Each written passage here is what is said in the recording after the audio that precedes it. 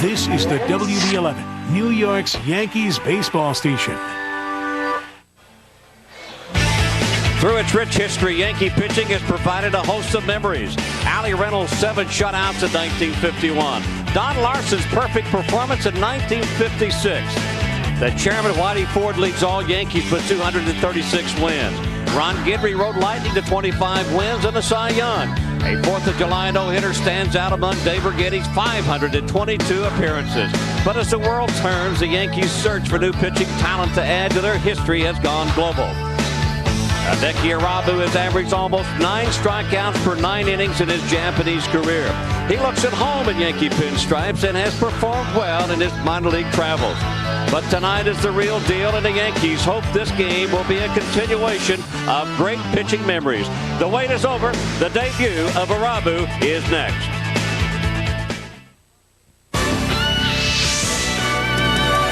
Live from the WB11, this is New York Yankees baseball.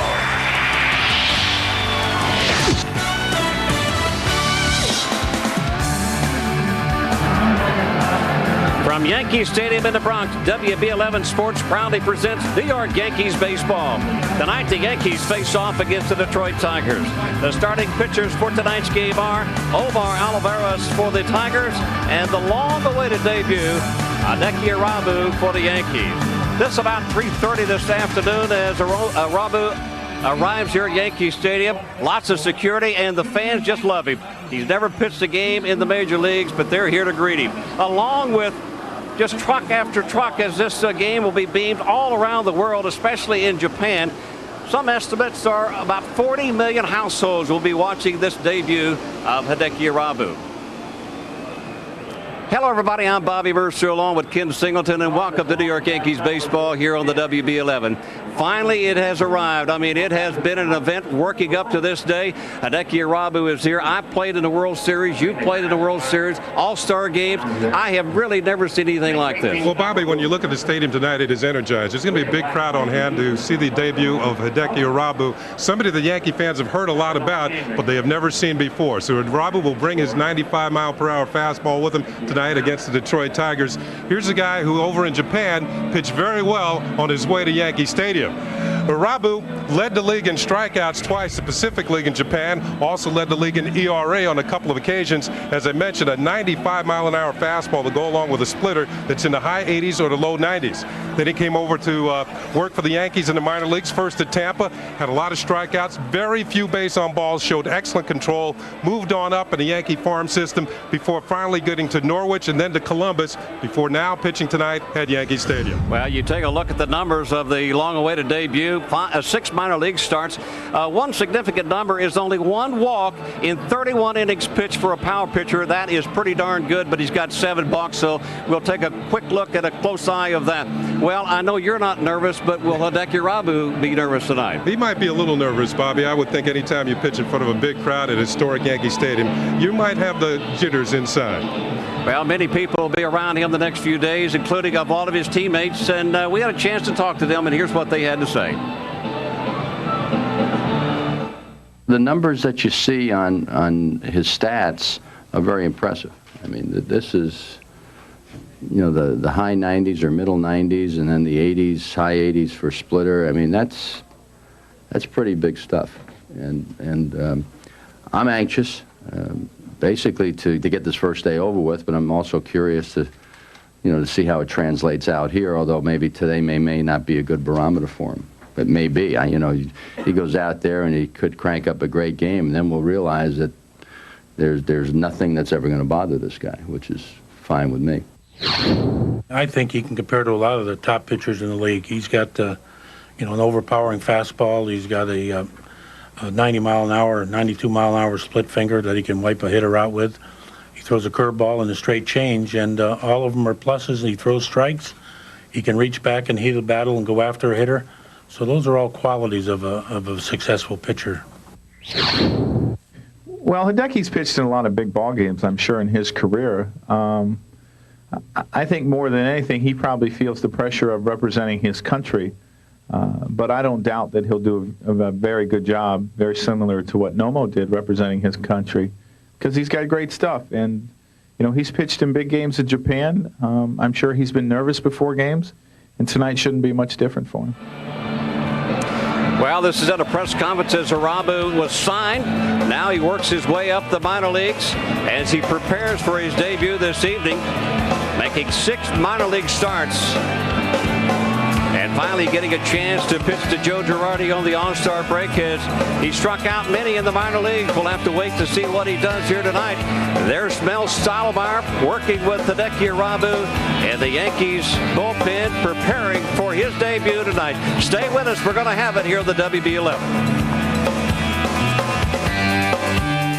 Now back at Yankee Stadium, we are about ready to go as Irabu has finished his warm-up tosses to Joe Girardi. As you take a look at Irabu's numbers in his 6 minor league starts. Pretty impressive. But this is the big league. It will be different. And he will be facing this Detroit Tiger lineup brought to you by McDonald's. Brian Hunter, Higginson, Fryman, Clark Hamlin, Easley, Pride, Casanova, and Cruz make up the 9 that Buddy Bell will send out against Irabu. And when you talk about Brian Hunter, the first batter to ever face Hideki Irabu, you got to think speed. Keep him off the base pad. First pitch is in there for a called strike. Man, you may hear a lot of this tonight. They are expecting a sellout crowd here at Yankee Stadium. Slow grounder to Jeter as he throws out Hunter and 1 down. So Ken Singleton, 2 pitches from Irabu, 1 fastball, 1 off-speed pitch. Yeah, and both of them for strikes. Here's the defense that's going to be behind Irabu tonight. Curtis Williams and O'Neill in the outfield. Hayes, Jeter, Soho, and Martinez in the infield. Girardi behind the plate and Irabu on the mound. A lot of pressure on Joe Girardi tonight because of the fact he's never caught Irabu before, and there's communications might be a problem. And now we talk about Bobby Higginson. Power against power. And as Irabu did in the minor leagues, he is throwing strikes. Right on the outside corner. All 3 of his pitches so far have been to good spots. And an off-speed pitch. That looked like the split finger. Higginson out in front, fouling it off. So now Irabu works in front of Higginson. 0-2. This young man, just a few days ago, set a major league record with 4 consecutive home runs. And as we said, you will probably see a lot of encouragement tonight for Irabu from the Yankee fans. Of course, they want to see that first strikeout. Yes, that's what they want. Wow, they were on their feet. Second hitter of the ball game. 89 miles per hour. That might have been the splitter. Now, despite Irabu being 28 years old, you got to believe that he is nervous. Down low now, it's 2-2 to Higginson, along with a lot of others, including his teammates. They want him to succeed. 96 miles an hour in the last fastball.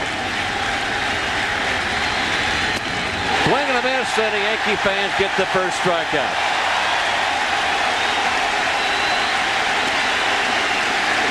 Well, let's look at the sequence of pitches to Bobby Higginson, who Bobby told you is swinging the bat well. Call strike over the outside corner. Looked like a splitter that he fouls off.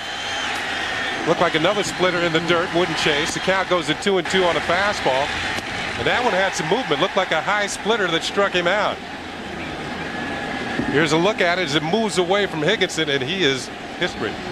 History, literally, because he's the first strikeout for Irabu. And this brings up Travis Fryman, the third batter. Good fastball on the outside corner. Fryman, one of their veteran players in this young lineup for Buddy Bell. 12 home runs, 54 RBIs. That down low and outside. 1-1. If there is a club leader on the Tigers, I would say it's Travis Fryman. He's been on the All-Star team a couple of times, and he's been with the club more than some of the other team players have been. As you mentioned, Bobby, a very young Tiger ball club. And a much improved Tiger ball club. That's foul left side. So Irabu, as he has the first 2 batters, working in front. Take a look at this scouting report. Fastball in the high 90s. Below 90 splitter. That's some combination. Doesn't come to a stop from a stretch, and he's working on this. Fans on their feet once again looking for another strikeout.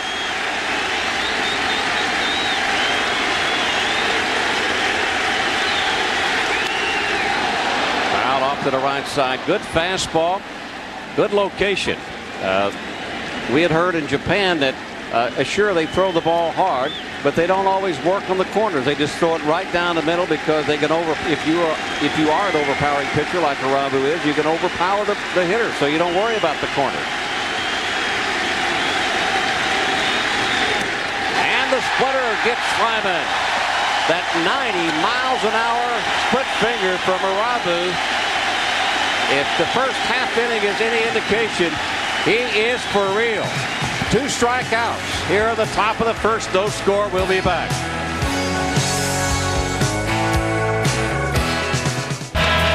New York Yankees baseball is sponsored by Nobody Beats the Wiz. For total home entertainment, nobody beats the Wiz we know. And by Toyota and your local Toyota dealer. Toyota, I love what you do for me. And by the owners, managers, and crew who proudly call the McDonald's in your neighborhood my McDonald's. Big crowd on hand as the Yankees come to bat here in the bottom of the first inning. Omar Olivares up and in on Derek Jeter leading off for the Yankees. It'll be Jeter, Soho, and Williams, the scheduled 3. And the numbers 500, 5-5, win-loss. Fouled off to the right side and down the line. That'll end up making the count 1-1. There's the rest of the Yankee lineup brought to you by McDonald. Behind Williams will be Martinez, O'Neill, Fielder, Charlie Hayes at third base, Chad Curtis, and then Girardi. Breaking ball also fouled off to the right side. 285 average, 4 home runs, 37 runs batted in. But more importantly, Derek Jeter, Kenny, has a .423 on-base percentage in the leadoff spot. Doing a great job leading off for the Yankees ever since he's been installed at that spot. Tim Raines being injured. Just missing outside. So it's 2 balls, 2 strikes with a number 2 on the helmet. I think Jeter feels that he's more creative. He has hit better in the leadoff spot than any other spot in the lineup that Joe Torre has used him. And he fights that one off. The pitch inside. Sends it into center field for the first base hit of this game. So that on-base percentage will continue to grow. This is in the at the end of the top half of the first inning after Irabu strikes out 2 of 3 Tigers, and the first guy there was David Wells, teammate and part of this pitching rotation for the New York Yankees.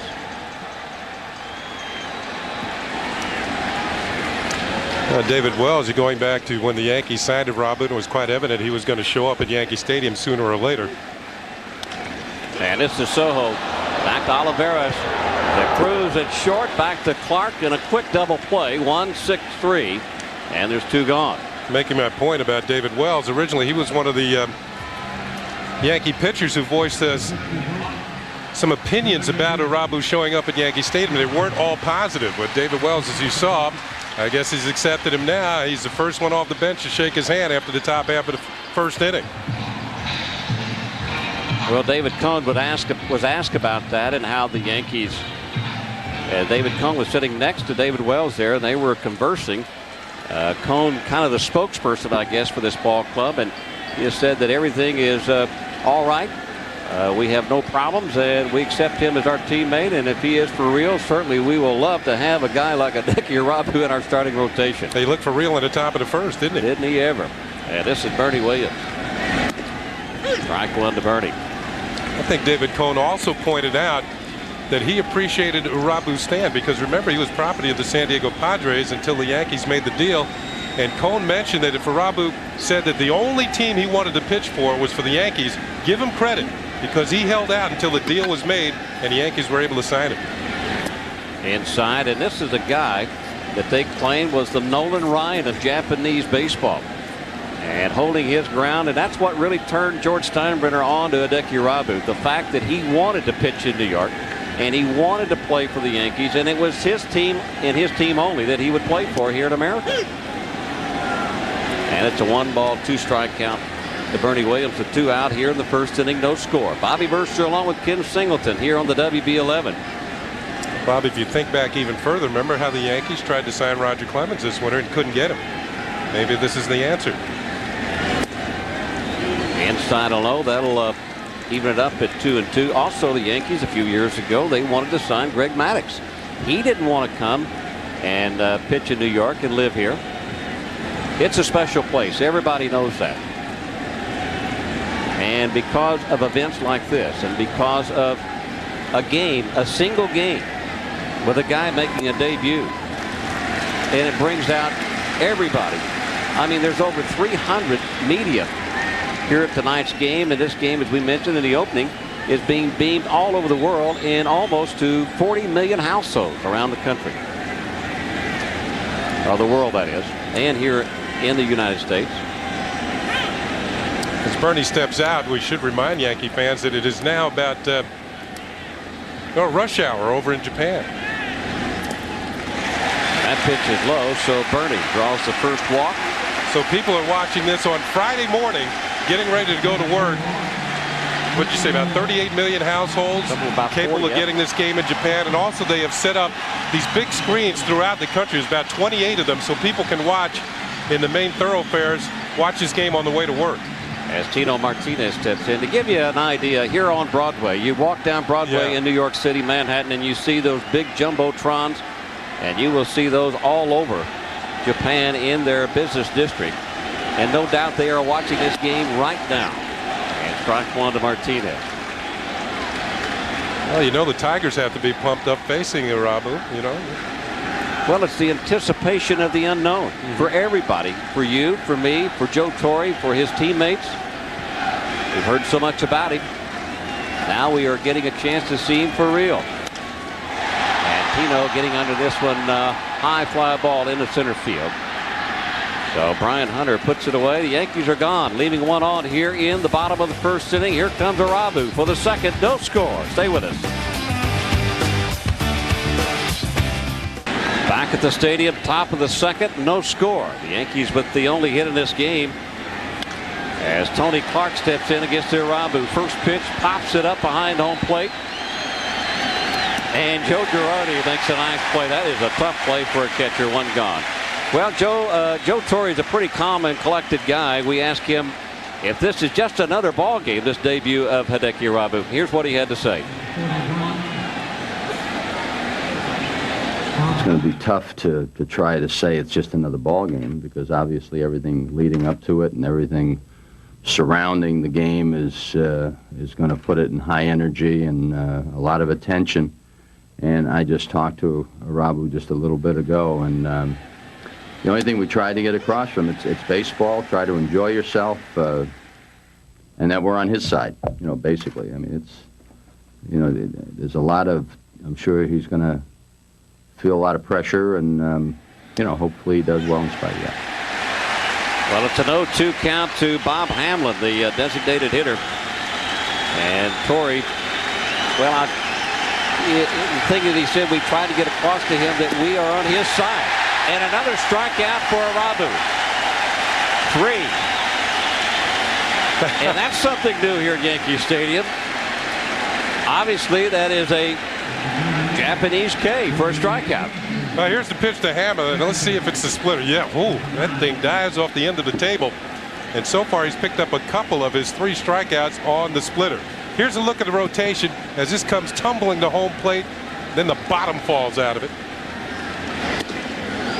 Every hitter that he's faced, 6 hitters tonight, the first pitch has been a strike. A power pitcher that throws strikes. That is what you want to see if you're Mel Stottlemyre and Joe Torre, especially like he said, he's on our side. This is Damon Easley, and that's a breaking ball. That was a curveball, the first one I think we've seen tonight from Irabu. He's got 4 pitches. He's got the good fastball, which they call a 4-seamer, and then that monstrous and devastating split finger, and then the curveball and change. 72 miles per hour on the curve. Variety of weapons for Irabu. He also has a straight changeup, so he comes loaded to strike people out. Wow, Girardi had a problem catching that one. Good splitter. On deck is Curtis Pride. 2 outs here in the second. Let's see what Girardi wants a fastball outside. A little bit inside and Easley fights it off. Irabu facing a hot hitter in Easley.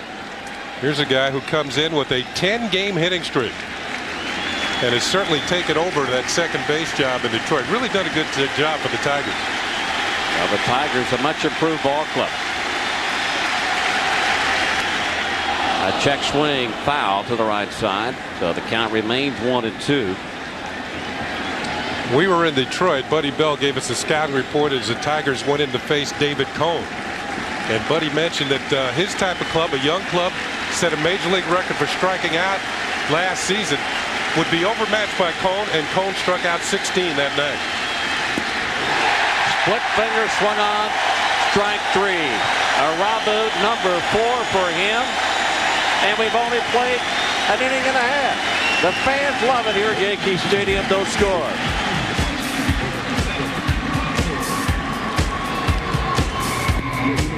Back at the stadium, bottom of the second inning, and this place is buzzing. I don't think I've seen this kind of electricity here at Yankee Stadium. The last time I saw it was Game 6 of the 1996 World Series when the Yankees clinched it. And right now we're waiting for Tony Clark to come out of the Tiger dugout. He's waiting at the top step for a new glove. Clark, I guess, broke his glove in infield practice, and he's got a couple to choose from, and finally decides on a big piece of leather. You got to have a big piece of leather if you're Tony Clark at 6'7". You know he's got a big pan. So Clark has some new leather. They've got a first baseman, and Paul O'Neill will lead off for the Yankees here in the bottom of the second. It'll be O'Neill, Fielder, and then Charlie Hayes. Well, what a way for the Yankees to begin the second half of the 1997 season. We just saw Irabu take a seat in the dugout, put on the jacket. He was down in the tunnel. First pitch swinging. At Davy Cruz at shortstop. He is a slick fielder. And one of the things that the Tigers have done in 1997 is that they have improved their defense.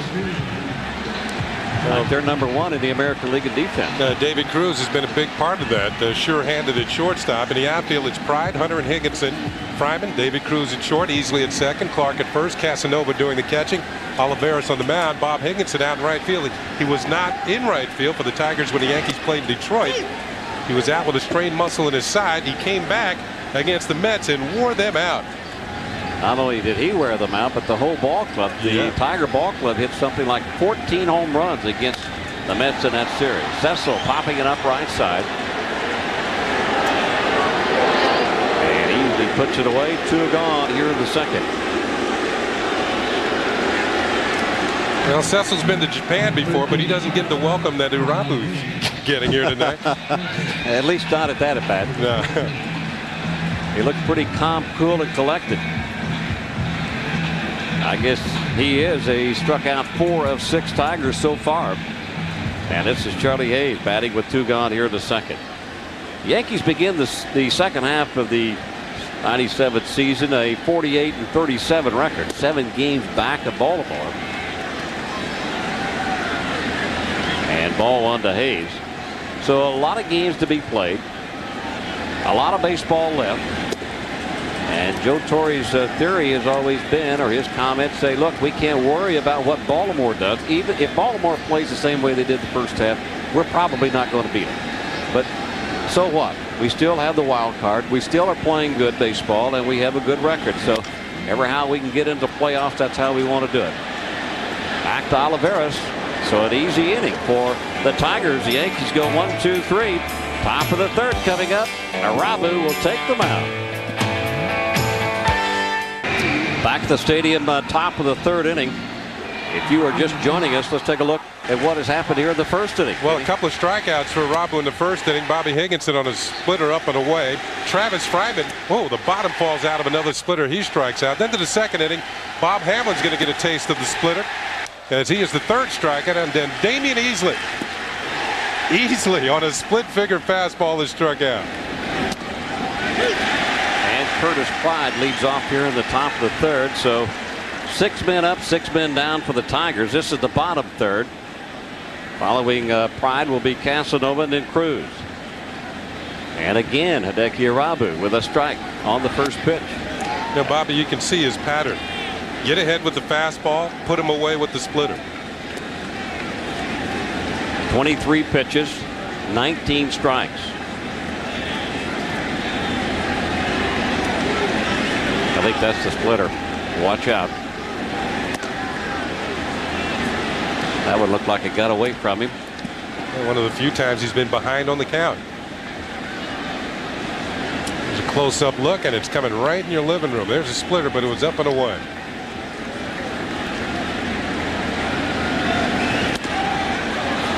And that up high. Now the count goes to 3-1 on Pride. Just to give you an idea, his fastball average tonight, speed-wise, 96, 90 to 96. Casanova on deck. The split finger, somewhere around 87 to 92. And the first walk given up by Irabu, the first base runner for the Tigers here in the third.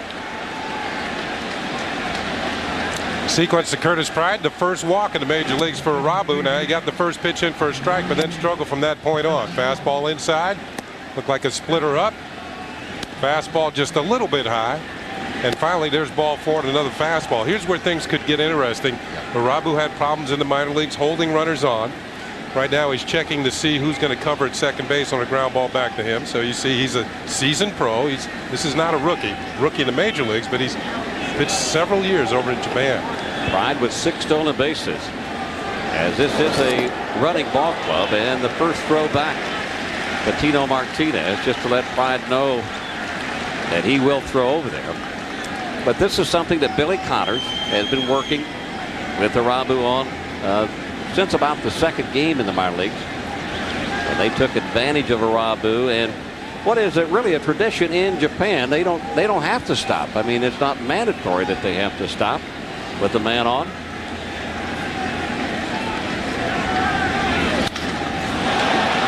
And this laced into right field for a base hit. So the Tigers come out here in the third. And Raul Casanova gets the first hit. 2 men on, nobody out. Well, this pitch is centered in the middle of the plate, right in the middle of the plate, and he turns on it for the base hit. And once again, Irabu gets the first pitch in there. Remember now, he's working from the stretch for the first time tonight. And you can see the pitch right there for Casanova to turn on, and it singles to right field to Paul O'Neill. So this could be interesting just to see how he fares with men on base. Well, they have been working with him the last couple of weeks on shortening the pitcher's motion from the stretch. As Davy Cruz turns to bunt, that pitch down low and outside. So the Tigers with something going here in the third. That almost tells you that Buddy Bell does not expect to score many runs tonight, so he's going for the sacrifice to move some runners into scoring position.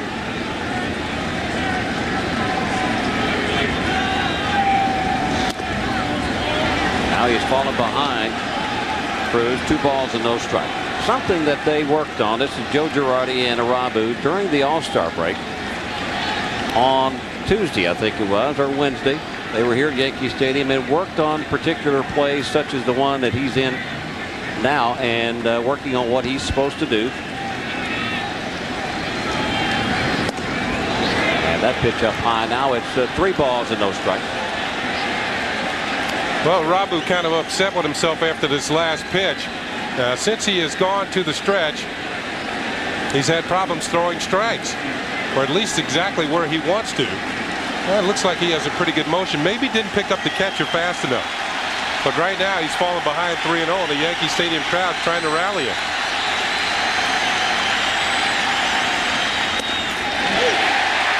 Rio pitch in for a call strike. Now it's 3-1.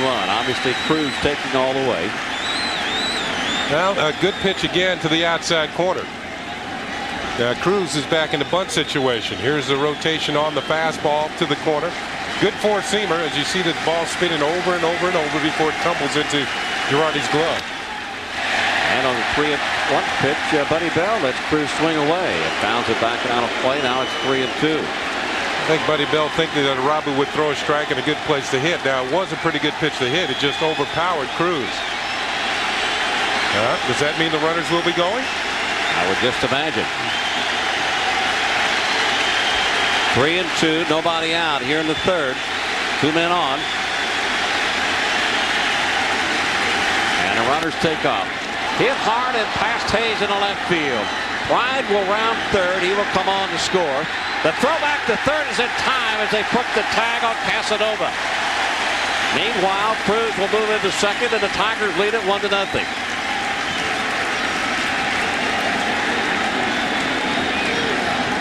There's the base hit. Curtis comes up big with a strong throw to third. Nice dig out by Charlie Hayes, and a tag applied to Casanova, and it gets him out.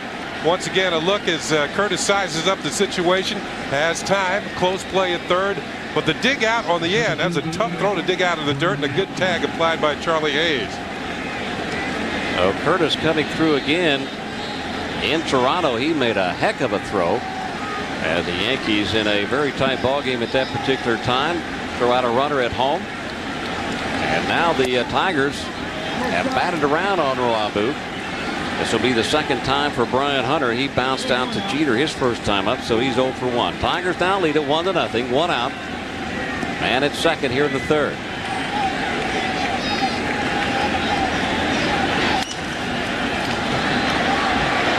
Jeter looks at third, decides to throw Hunter out at first. Hunter has got tremendous speed. When you saw Jeter field that ground ball, he looked at Cruz, who was running the third. Now, if he had looked much longer, watch him look over at the runner.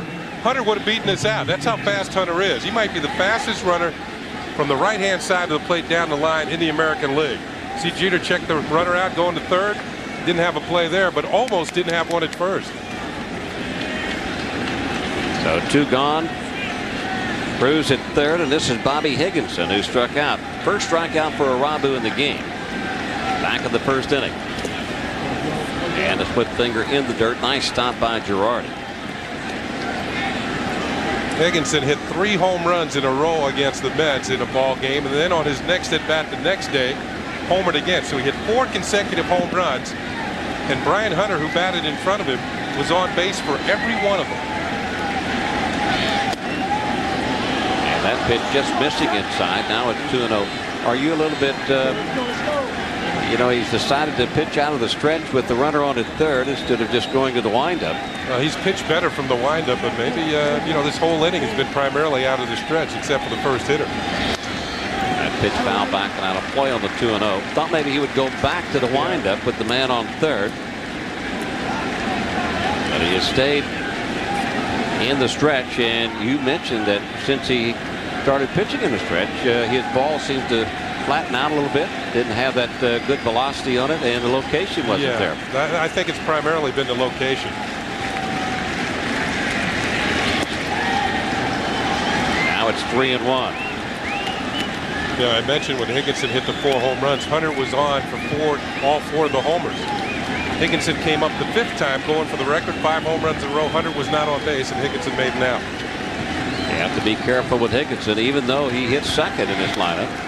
Good swing, but foul back out of play. I mentioned Higginson with Fryman on deck. Higginson hit 4 consecutive home runs in Detroit the other day, tied a major league record. Irabu's last pitch was 93 miles an hour.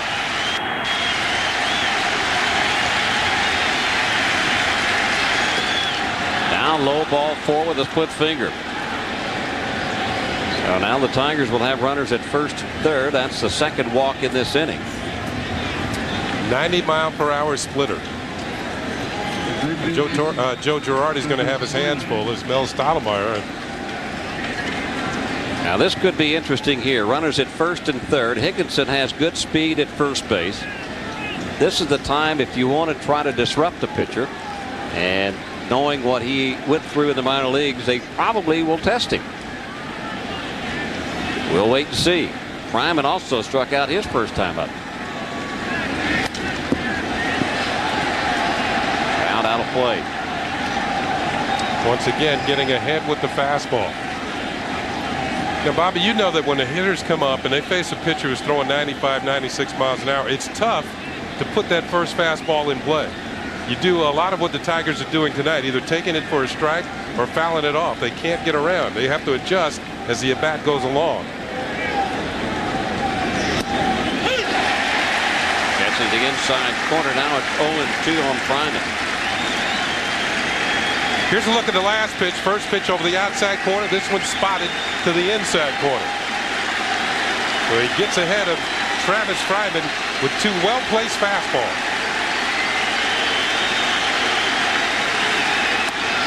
Swing and a miss, strike 3.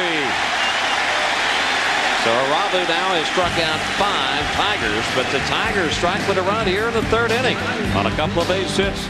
They go to the bottom of the 3rd. They lead it 1-0. My beef isn't with beer. It's with those Amstels from Amsterdam. There it is. There's 3 of them they're bringing in now. On behalf of the American people, turn that ship around. Can you hear me? I am a human shield. You will not get by me. And you know what goes on in Amsterdam, don't you? Great man, do not lower those beers. Licentious behavior. Don't you put that down. We're making a positive move to keep this out of this country. I've been driving the Midtown route for years. It's no picnic. Traffic's bad enough in summer, but winter? Oh, forget about it. If only I drove my GMC Jimmy all day, cruising the street with my 4-wheel drive, moving in and out of rush hour traffic. Hey, what traffic? And now you can lease a Jimmy for only $289 a month for 30 months or receive $1,000 cash back. See your Tri-State GMC dealer today. I'd be relaxed in my Jimmy. Hey, move it, pal! Whoa, a beeper service for $1.99 per month. How do they do that? I bet they got one of those super secret stealth satellites that like circle Uranus, you know? Or maybe they got like a space monkey with a tinfoil hat on. Or remember when I got that feeling in my mouth you could hear that country music station? Uranus? I don't know, maybe Neptune. Hey, for $1.99, who cares how? Call 1-800-BEEP-199 and ask how much. Plus, trade in your working beeper and get a new one for just $19.95. Wow. Uranus.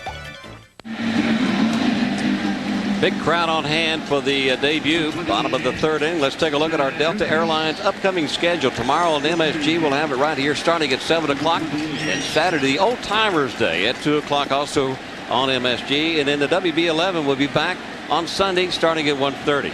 We hope you will join us. 4-game series, Yankees and Tigers kicking it off here in the 2nd half of the 97 season. And this is Chad Curtis leading off for the Yankees here in the bottom of the 3rd. Tigers now lead at 1-0. And Curtis with 5 home runs, batting .240 and 14 RBIs. And this is off the end of the bat, fly ball into left field. Easy play for Curtis Pride. 1 gone. Well, Bobby, have you been getting ready for Old Timers Day coming up on Saturday? You've been doing your exercises, and I know that 314 sign in right field looks awful inviting. It's taking me several years to get ready for Old Timers game. In fact, I'm over ready. Joe Girardi becomes the 9th batter against Oliveros. Looked like Jerry White was bringing in an airplane from the Tigers dugout. He's moving the outfielders around. And Girardi has his average up to .269, 1 home run, 29 RBIs. Boy, Jolton Joe Girardi, absolutely. Last week he was 14 for 27. He had a couple of 3-hit games in that Toronto series. And he sends a nice souvenir off to the right side for the crowd. You know, with Girardi tonight behind the plate in this historic event with Irabu working his first Major League ball game, I mentioned communication problems. But Girardi, he has a card in his pocket that has translations from English to Japanese of what type of pitch that he wants thrown, how to change the signs with runner on base. He'll go out to the mound and pull out that card and go from there. Yeah, it's got an English translation along with a Japanese translation. And take a look at some of the new words that we will probably be seeing frequently now on the telecast. Sing or saying. I wish I could pronounce them. And Girardi takes one inside, so Second walk now given up by Oliveros. The Yankees have a man on with one out. Well, I know that the word for stop is tumaru, and I don't know what the word for don't stop is. That's what you got to stop do on the mound is tumaru. You got to stop before you deliver with a man on base. Well, we had learned, or we thought we had learned, that Irabu was the right pronunciation of his name, but Irabu, as reported by Irabu's translator, that it's not Irabu, that it is Irabu. So we will try to do that if we can. But we are waiting on Bob Shepard, the PA announcer, who's been here for so many years, and he's a lot better at pronouncing names than I am. And before today's ball game, he announced Irabu. So if it's good enough for Bob, I guess it's good enough for me. Yeah. All the other Yankees are saying Irabu as well. So. Yeah. Irabu's translator, Kota Ishiyama. That's the guy in the tunnel, right?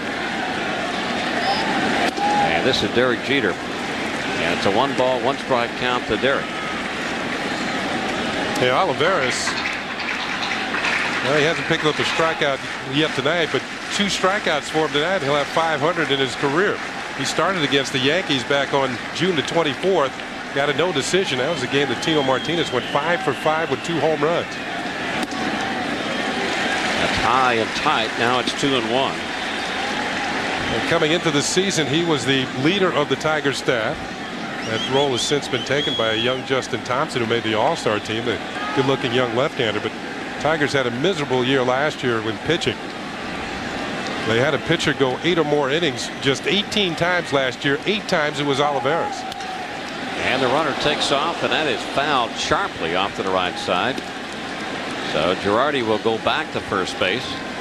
Well, you talked about the ball club, the Tiger Ball Club. At the All-Star break last year, they were 27-61. And this year, as we look at Justin Thompson, and he's a big reason why they've improved. Yeah, they're only 3 games below 500 and in 3rd placed in the American League East. Chopper right side, could be a base hit. Looking easily at second, and that's the reason that they are in an improved ball club. But because of Jeter's speed, he beats out an infield hit, and the Yankees now have runners at first and second. Well, they're playing a double play depth. Good stop by Easley. We mentioned how well he has performed on the right side, but see Jeter's speed down the line. We're talking about Hunter.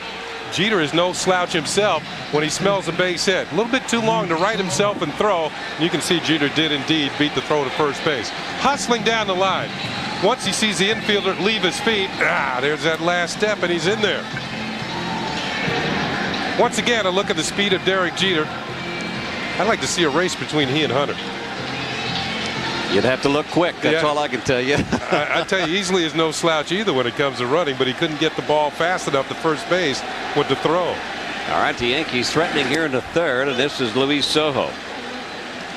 Now Sojo in Toronto had some problems with a hyperextended left elbow, and he didn't play the last day. I guess that is all right. The 4 days off has been good to him as he's able to heal that elbow up. That's down low. It's 1-1. Sojo bounced into a double play back in the 1st. Sojo now checking the signs from Willie Randolph. Well, through all of this hoopla and debut, we failed to mention that Kenny Rogers and Mariano Duncan are back in uniform for the Yankees. And the runners take off on a hit and run. Sojo sends it to the right side. Easley will throw out Sojo. But the Yankees runner do move up to second and 3rd with 2 outs, and Bernie Williams will get a chance to put the Yankees ahead. Joe Torre trying to open up that infield. Easley kind of held his ground, and that's why the play is made by him. The shortstop hole had been open. So Joe starting the runners, hoping that something would open up. Sojo didn't hit the ball very hard and was an easy out, but the runners do move up, and you stay out of the double play.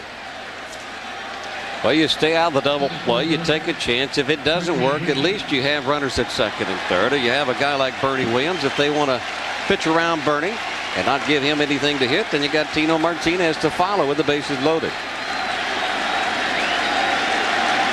Bernie walked back in the first. And a tapper in front of home plate. Casanova will have to hurry. He throws it away. Girardi comes on to score. Easily backing up the play, saved another run for the Tigers, but the Yankees have tied it up at 1. Well, we talked about the defense of this ball club, and then now they make a mistake. Well, it lets him down here as Buddy Bell sees his catcher Casanova throw this ball a little bit too hard for first baseman Tony Clark to handle. Now, it was a tough play. It looked like it took Casanova a long time to get to the ball. Then he threw it straight down into the dirt. A good test for Bernie Williams down the line. Remember, he hurt his hamstring originally in Florida, running out of ball to first base. Looked like Bernie's okay as he hustles down the line to put pressure on Casanova, who just threw the ball away. Well, Casanova quickly pouncing on that little grounder and waving off Oliveira, saying that he had it all the way.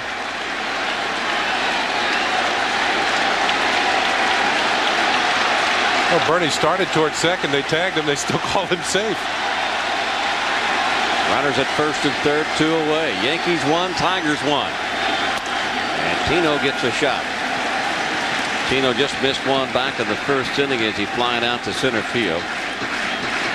Tino said he had a heck of a time at the All-Star game, and why not? He was in a home run hitting contest and against McGuire and Griffey and all those great home run hitters. Tino wins it. So he brings the trophy back to the New York Yankees as the home run specialist at the All-Star game. What, he hit 16 home runs total? And now it's 2 balls and no strikes, so the count is in Tino's favor. 28 home runs and 78 RBIs as Irabu looks on. It's a brand new ball game as far as he is concerned now with a 1-1 tie. And a good pitch by Oliveira from the outside corner. In that start in Detroit, Oliveira's against the Yankees at Tiger Stadium, he went through the lineup unscathed the first time, but then the Yankees got to him the second time through the lineup as they made major adjustments. He was making good pitches with his splitter and his sinker. The Yankees started hitting the ball to the opposite field and collecting a lot of doubles and extra base hits to the opposite field. They made the adjustment. Throw back to first. No harm done. By the way, that play was an error on the catcher. No RBI for Bernie Williams.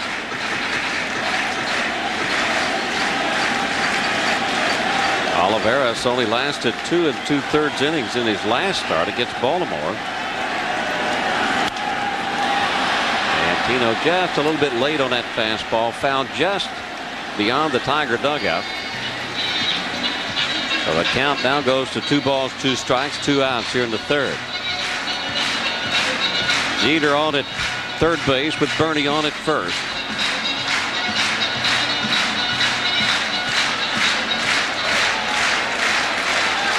Irabu not even sweating on this fairly warm night here at Yankee Stadium. I bet she's thinking what every pitcher thinks in this situation. Just get me to lead. Give me a 3-run lead. That's down low, ball 3, 3-2. So Bernie will be off with this pitch with 2 outs.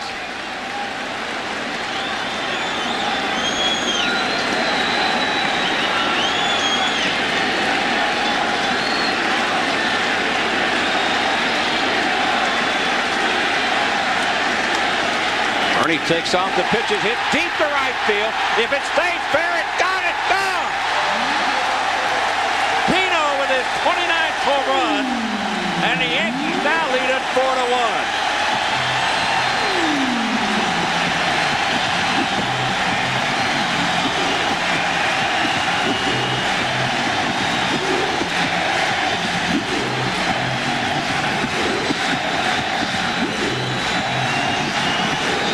Well, there's the 3-run lead you were talking about. Well, you brought it up. You said every pitcher's thinking what they always think to get me the lead. And man, when you got a guy like Tino Martinez at the plate, you know something exciting is going to happen. And he just missed one in the first inning. But Tino puts the Yankees in front 4-1 with that 3-run shot. Well, the error comes back to haunt the Tigers. Not only did a run score to tie the game, but it enabled Tino Martinez to come to the plate. And this is Paul O'Neill. One more look at it. Well, let's see the pitch. Oh, right there, and what a quick bat through the zone. This ball was launched.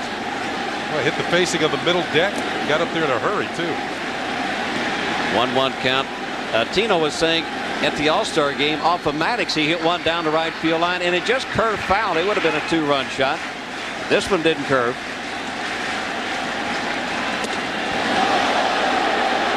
And like all good pitchers, they're the first out of the dugout to congratulate the guy that put you ahead. Wow, now with 3 more RBIs into the 80s. 81 runs batted in. Wow. And this is shot down the left field line. Pride on the run, and he will get there. What a nice play by Curtis Pride in left field, robbing O'Neill of at least 2 bases. But Tino Martinez with his 29th home run, a 3-run shot, gives Irabu new life. And he gives him the lead. Top of the 4th coming up. Yankees 4, Tigers 1. Top of the 4th inning. Irabu's first pitch is a ball low and inside, but he's got the lead now. Tino put him out in front 4-1 with his 29th home run. This is Tony Clark. And that pitch up high. Now it's 2-0. Well, Clark has put some numbers up. Big, strong switch hitter. Those 22 home runs and 73 RBIs Clark has. Swings past the high fastball. Now it's 2-1. I think the place to pitch Clark is the high fastball. Remember his first time up, high fastball, he popped it foul and Joe Girardi caught it. You can see them keep the ball about waist high, maybe just a little bit higher, and Clark cannot get upstairs to get it. Now that's another good pitch on the outside corner. It's 2-2. Now here's another look. After up and in, how about low and away?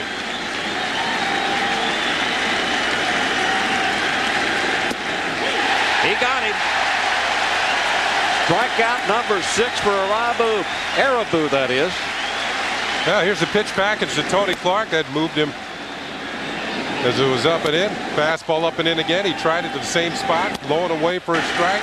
Moving the ball around effectively. And then call strike 3. You know, nothing fancy with his delivery, but I just think that for a guy as big as he is, what, 6'4", 240, excellent control. And that just missing low and inside on Bob Hamlin, the designated hitter. Hamlin has come on, batting .301, 9 home runs. And you see it's 6 strikeouts for Irabu. And now it's a 1-1 count. I'll tell you, that's a lot of work just to draw a K.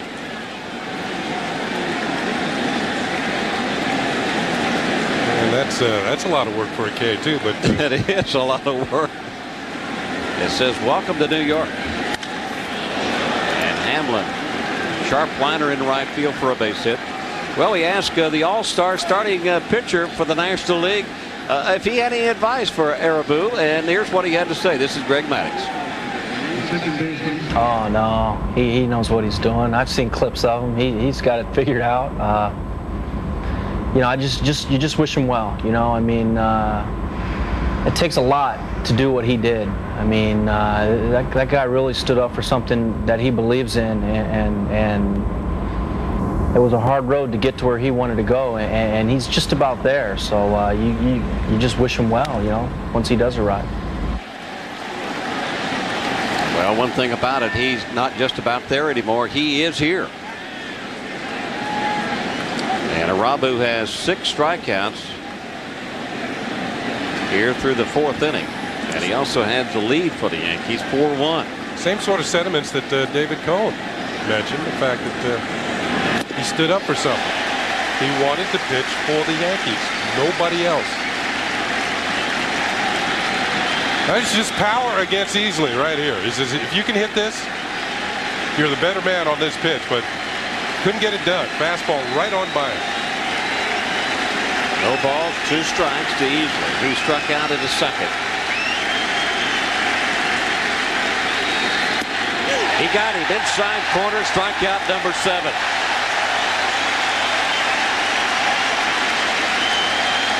a little diversification here at Yankee Stadium as far as the fans are concerned. They love it. Look at that last pitch. It looked like a splitter. That didn't have the downward motion, but it certainly came in on the hands of Easley and captured the inside corner. Great pitch. You know what I've noticed, and of course this is the first time you and I have had a chance to see him pitch, is that sometimes on his split finger it's kind of like a backup curveball. He doesn't throw the good one sometimes, and it fools the hitter, and then all of a sudden he'll break one off 92 miles an hour that just breaks off the table. Curtis Pride takes one down low and outside for a ball. Seems like Mel Stoudemire and Zimmer and Don Zimmer and Joe Torre like what they have seen so far. And why not? Pitcher's got 7 strikeouts in the 4th inning. And a 4-1 lead. 2 outs, 1 man on for the Tigers. Outside, ball 2-2-0. Well, he walked Curtis Pride in the 3rd inning, and that started the Tigers rally that saw them score 1 run and take the lead briefly. Curtis Pride, a good fastball hitter, a good low fastball hitter. They're not holding Hamlin on at first. And a good 2-0 fastball in there for a strike as Curtis swings by it. Well, that ball had quite a bit of the plate, almost down the middle, maybe on the outer half, but a challenging type pitch when a pitcher falls behind 2-0. Just throws it for the middle of the plate and says, see if you can hit it. And so far, the Tigers haven't been able to turn on a 2-0 pitch. I actually think I saw Joe Torre smile. That pitch fouled off to the left side. Now it's 2-2, 91 miles an hour. Is that a little smile on Torre's face? I think it is. Zimmer's talking to him now. Zim can make you smile. Look at our Toyota box score here in the 4th inning. 3 hits for the Tigers and 1 run.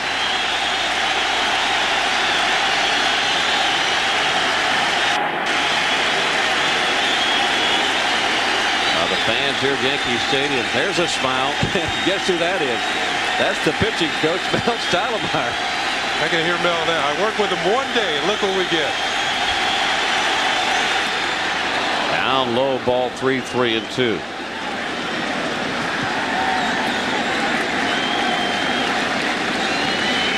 On deck is Casanova.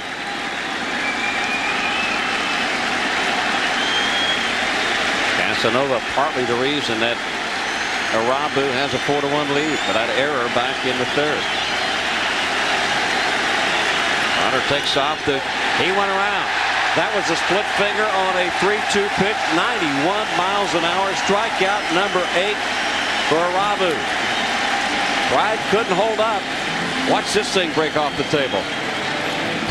Man, oh man, is he for real? You bet he's for real. Yankees lead it 4-1.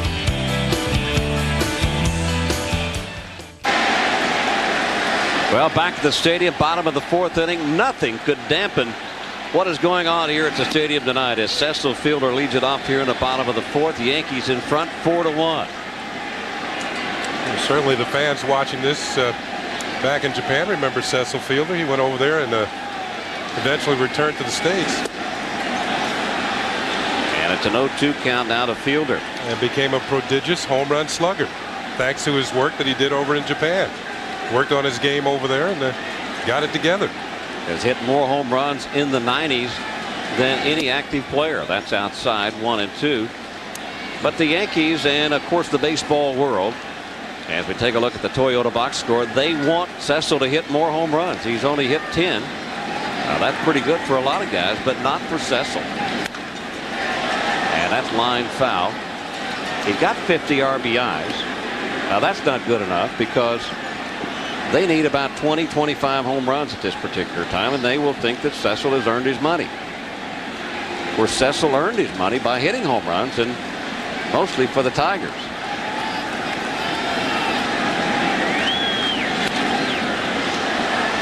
Foul back and out of play. The count remains 1 and 2. And Cecil's up there now. 299 career homers. So he's got a milestone home run coming up. Now we don't know when it's going to get there, but number 300 is on the horizon. It is lurking right around the corner. Not this time. Cecil strikes out, leading off here in the 4th. New York Yankees baseball is brought to you by your Jeep and Eagle dealer. There's only one Jeep, and it's only at your Tri-State Jeep and Eagle dealer. And by Nobody Beats the Wiz for total home entertainment. Nobody beats the Wiz we know. And by Delta, proudly sponsored by the 62,000 professionals at Delta Airlines, and by Hyundai. And their full line of exciting new cars, Hyundai, where driving is believing. And this is Charlie Hayes. Check swing.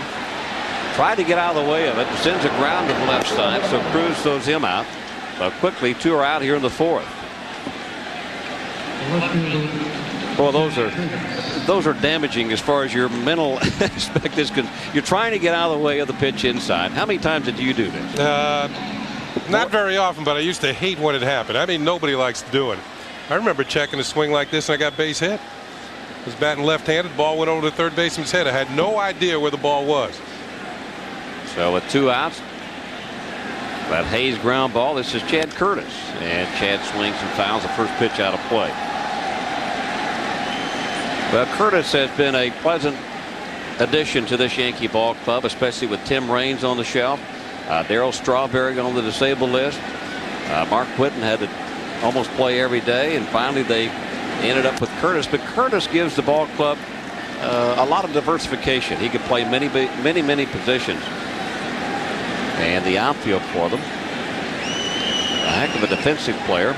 Mariano Duncan back in uniform tonight as that trade was rescinded. The trade with the San Diego Padres that sent Duncan and Kenny Rogers out to San Diego for Greg Vaughn. Vaughn did not pass the physical, so the trade was rescinded by the Yankees. So they're back in uniform. Yeah, we were talking to General Manager Bob Watson before the game, Yankee General Manager, and he mentioned that Greg Vaughn has had 4 procedures on his shoulder, his right shoulder, and it looks like he might have to have number 5. Well, that's the reason why there was no deal. Well, Vaughn making what, about $5 million, I guess, and so the Yankees felt like that after those surgeries that his arm wasn't satisfactory for that type of money in this trade. So got Curtis Pride walking here on the 1st inning. Check that in the 4th inning with 2 outs. Let's take a look at some scores. Joe Girardi coming up.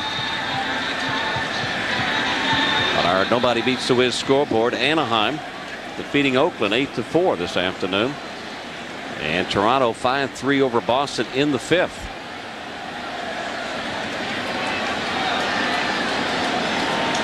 Chicago shutting out Kansas City with a new manager. Bob Boone was let go by the Kansas City Royals over the All-Star break. Tony Murcer takes over. He was the hitting coach for the Chicago Cubs, so Murcer changes teams, changes leagues. That was kind of surprising, I think, because they had just Herc Robinson, the general manager of Kansas City, had just extended Bob Boone's contract for a couple of more years, and they have struggled here in 1997. I guess the ball club felt like that they should be playing a lot better. So they make a change during the All-Star break. They went into the break on an 8-game losing streak. And it's a 2-ball, no strike count to Girardi with 2 outs here in the 4th. Yankees lead it 4-1 on Tino Martinez's 29th home run. Now we just got the news that Justin Thompson, the all-star left-hander for the Tigers, is going to miss his next start. He was scheduled to pitch on Saturday at Yankee Stadium. Line to the right side, but foul. He's got a problem with his left elbow. So the youngster who pitched well against the Yankees in Detroit, only to give up a home run in the 9th inning to Charlie Hayes and lose the ball game, and had a 1-2-3 inning in the All-Star game, is now out with elbow problems, and we hope it's not serious. There's a young talent who really can help the fortunes of this Tigers ball club.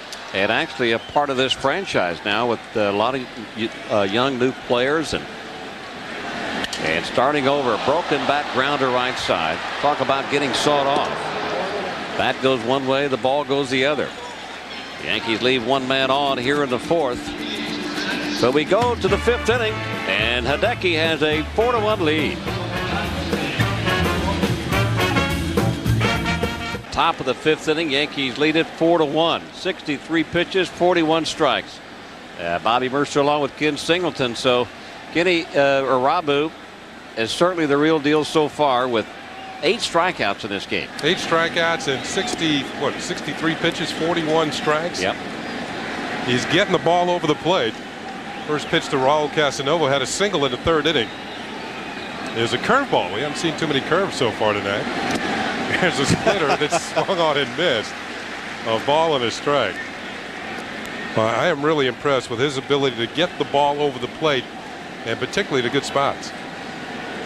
Well, he has pitched in front in most of these hitters that have come to the plate. He had 1 bad inning that came in the 3rd when he walked a couple of batters. He'd only walked 1 in the minor leagues in 31 innings. But like you brought up, Kenny, it seemed to affect him once a runner got on base. He went to the windup, or to the stretch that is, and he lost a little bit of velocity and also location. Good velocity there. Swing and a miss on a 91-mile-per-hour fastball. Irabu now has even the count to Casanova. I think it was Joe Torre who said this was going to be a lot of adjustments for Hideki Irabu. Splitter, chop foul down the first baseline. Casanova was recalled when Matt Wahlbeck went on a disabled list with a broken hand. Now, Casanova had come up briefly last year for Detroit and didn't hit well, but this year he swung the bat pretty well, particularly against the Yankees. Up and in, and the count has gone full at 3-2. Well, a little chin music with the 93-mile-an-hour fastball. 8 strikeouts in 4 innings, only 3 hits and 2 walks. So he's walked 1 more man than he walked in 6 starts in the minor leagues.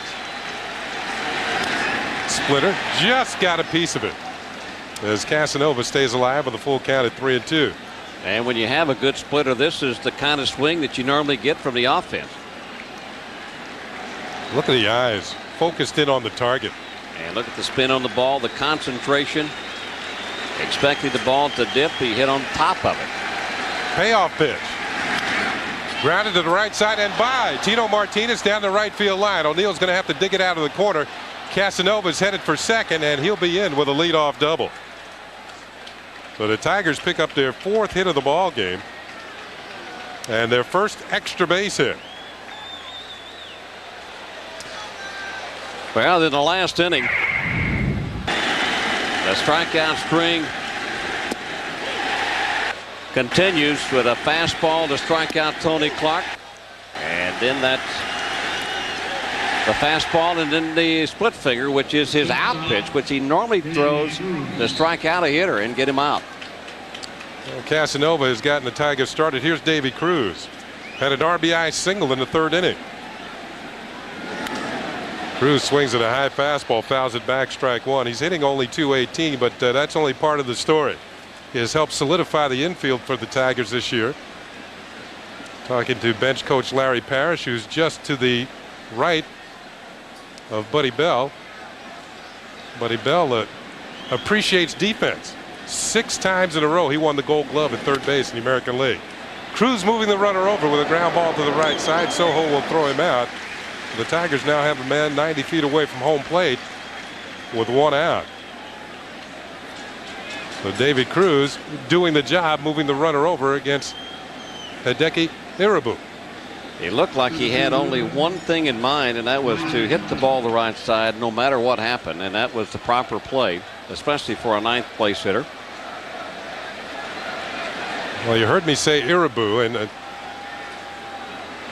we've also said Irabu. Through his translator, he has said that his name is Irabu. Before the game, we got that confirmed as Brian Hunter takes a pitch for a called strike. And we're going to wait for Bob Shepard to make the change here, because he said Irabu, and I guess he is the most definitive voice here at Yankee Stadium, and we'll just go with what he has to say. Brian Hunter has grounded out twice to Derek Jeter, 0 for 2. Yeah, what's good enough for Bob is certainly good enough for me at this particular time. Let's see what Joe Girardi has in mind. Fastball inside. Oh, Hunter. Fighting it off. Couldn't get much extension on that one. In on the hands and very quickly. And once again, the fans look for the strikeout. Every time a Tiger hitter gets 2 strikes, they want Hideki Irabu to put him away. 1 out, a runner at third. Yankees leading 4-1. Call, strike 3. Strikeout number 9 for Hideki Irabu. He's had at least 1 strikeout in every inning. And this is a perfect pitch on the inside corner. And that's got to be a 90-mile-an-hour fastball. This is how he set the hitter up. That's the fastball down the middle. And he jams him inside and comes back inside again. Hunter thought it was off the plate. But it's just number 9 for Irabu. Big strikeout there. Now 2 outs and a runner at third. Bobby Higginson, the hitter. Ground ball on the right side by Soho into right field for a base hit. And the Tigers pick up another run as Casanova scores. And it is now 4-2 Yankees. Fastest pitch of the night, and Higginson turned it around. And that's the difference between major league and minor league hitters. In the minors, they might foul this off. Foul it off or miss it. And he gets plenty on it because Soho wasn't that far away from the ball before he even hit it. You can see he's not happy with 2 outs giving up that run after picking up a strikeout. The Tigers needed to hit the score, and they got it from Higginson. Here's Travis Fryman.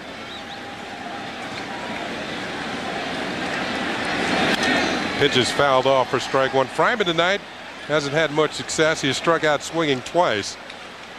Bobby, you mentioned about the Tigers in their running game. Their next steal will be number 100, and they lead the league in stolen bases. That's another thing that Buddy Bell has turned around with this team. You know, and I'm surprised tonight, especially in the 3rd inning. They really didn't try to do anything to upset Irabu after all the press on the 7 balks in the minor leagues.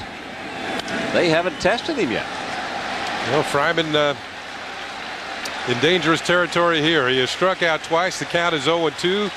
Buddy Bell walking around trying to make something happen. Yet on the other hand, like Billy Connors had said in the minor leagues, we've made that adjustment for Irabu. He now comes to a stop.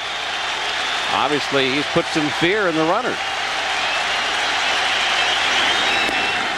Just a little bit low, and the count goes to 1-2.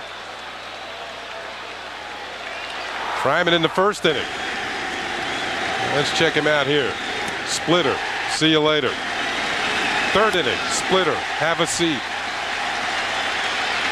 Now in the 5th inning. Splitter. He doesn't chase it, and Bobby Higginson will steal second base easily. Now besides Irabu with those 7 balks, that he looks like that now he's come to the stop and he's corrected that. His time to the plate is not good. It's about 2.5 seconds. The average in the major leagues is about 1.2, 1.5. So he is way behind, and it takes him a long time to get the ball to Girardi, which gives that runner a good lead. They'll never throw anybody out at 2.5. Pitch in the dirt, knocked down by Girardi. The count will go full to Fryman. Higginson has to hold at second.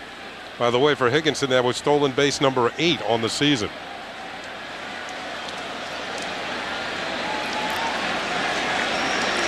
And that's the splitter, only it just it's a little bit too short. It's about a 55-footer, but a nice stop by Girardi. Tigers with some power in the middle of the lineup with Higginson, Fryman, and Clark.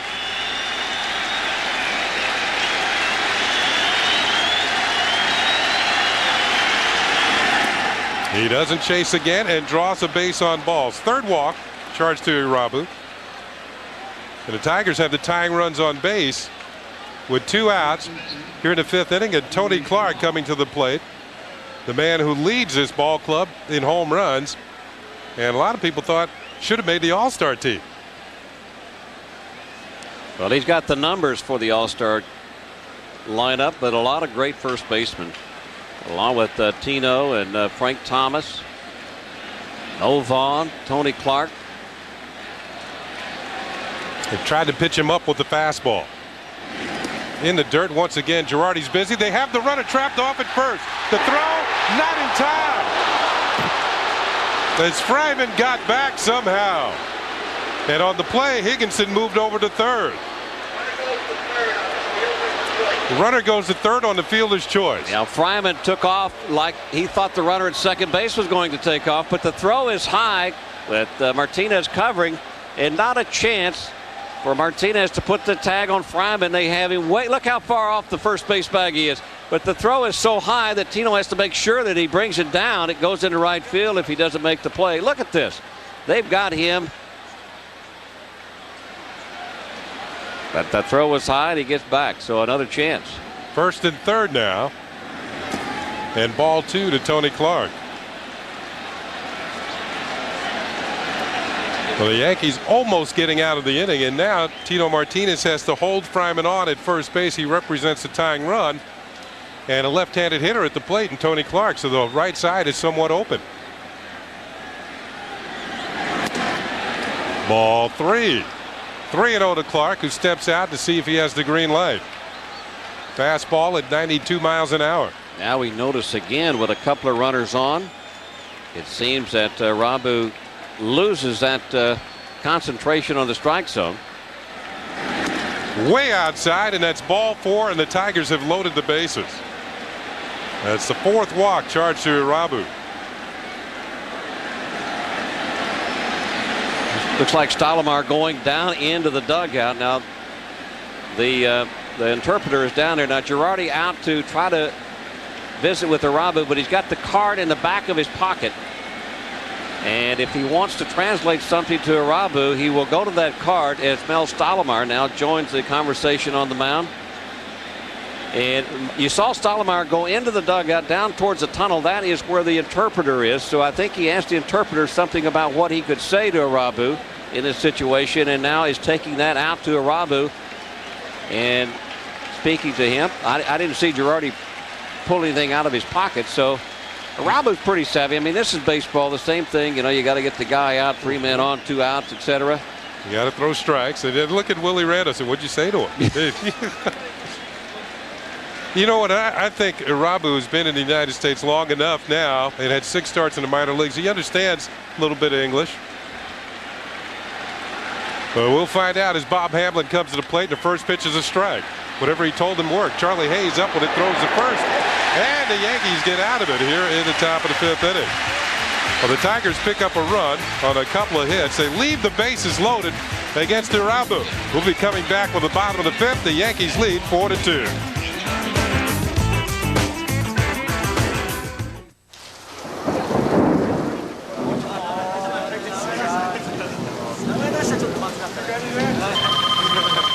Hello? Eddie. Hey, little brother, what's up? Oh, Eddie. I'm not doing so good. I don't have a clue what the coach is saying. I'm 0 for my last 14. Johnny, you gotta open up. What do you mean? I'm pulling the ball too much as it is. No, you gotta open up. Have some fun. Make some friends over there. Play.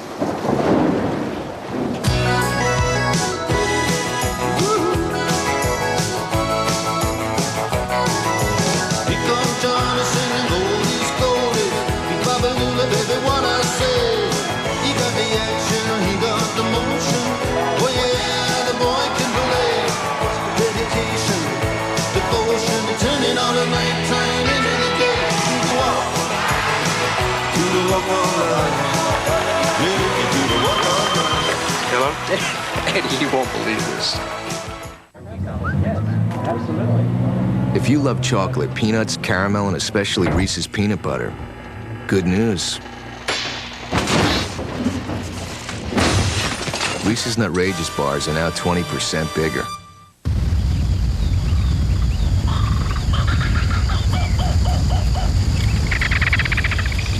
With its legendary capabilities and tough quadricoil suspension, Jeep Grand Cherokee can take you to all kinds of places far from home. Or not so far from home. Now get great values on the legendary Jeep Grand Cherokee. Check one out at your Jeep and Eagle dealer. 4-2, the Yankees lead it, bottom of the 5th inning. Ken Singleton along with Bobby Murcer tonight. Good crowd on hand to watch Derek Jeter and the Yankees in the opening of a 4-game series against the Detroit Tigers, young and up-and-coming ball club. Jeter tonight has a good night going, a couple of singles, has scored a run. And he'll be leading it off. Soho to follow, and then Williams for the Yankees. And there's another line drive, center field for a base hit. Jeter is 3 for 3. Let's go back to last inning. Conference on the mound, and before the game we talked to catcher Joe Girardi. How is he going to communicate with Hideki Irabu, who speaks very little English? How do I plan on communicating? In between innings, I'll communicate with the interpreter, probably in the clubhouse, but on the field it's going to be difficult, and it's going to be trial by error. I'm going to have to learn him as quick as I can tonight. He's going to have to trust me. I'm going to have to trust him because no one knows his stuff better than Hideki does. Jeter advancing to third base as we're back following Joe Girardi. But Luis Soho, who had hit into a double play and grounded out, this time comes up with a double. And the Yankees are threatening against Omar Olivares here in the bottom half of the 5th inning. What a nice piece of hitting by Soho, but better off, what a nifty piece of base running by Soho. Down the left field line, this is Pride, so he goes to third to try to cut down Jeter, but when the throw went to third, Soho moves into second. He was going to stop at first base until the throw went to third base. So Soho at second, Girardi checked that Jeter at third, nobody out. Well, Curtis Pride took a look towards second, and that will be a single. Originally I said a double. That's a single for Soho. Went to second on the throw. So Bernie Williams, with nobody out, finds runners at second and third against Olivares. As the Yankees tried to increase their 4-2 lead on the Tigers. Sinking fastball is low, ball 1. The Tigers headed for the phone.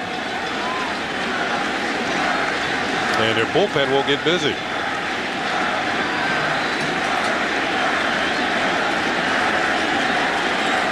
Bernie Williams, 51 RBIs on the year. Another sinker, just a little bit low, 2-0.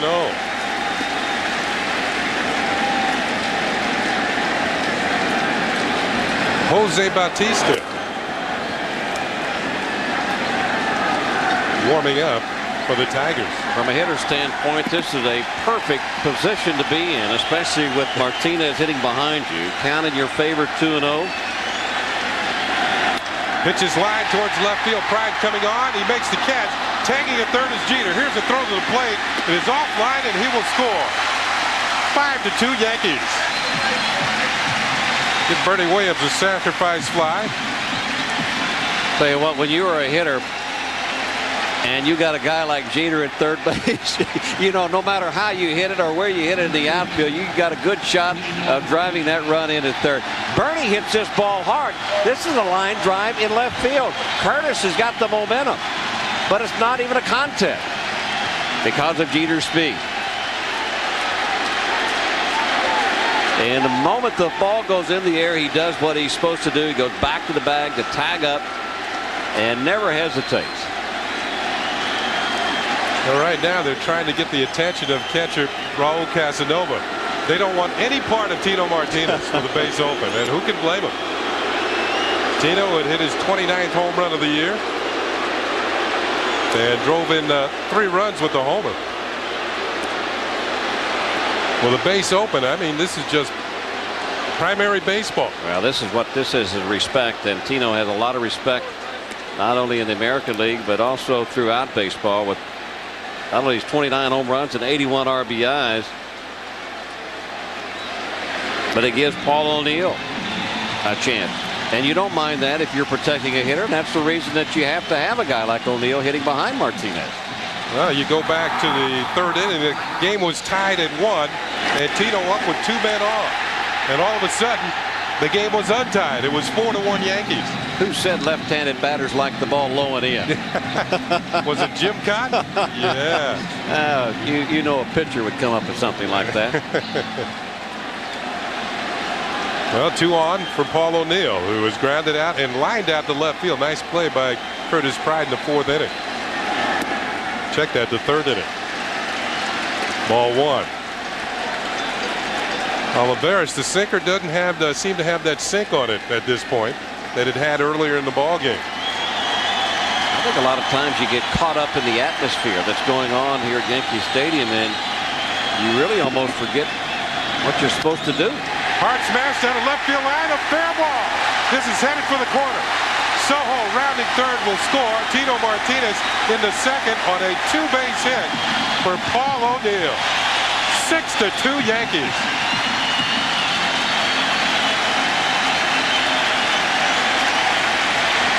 Well, O'Neill, as he does so well, hitting the ball to the opposite field.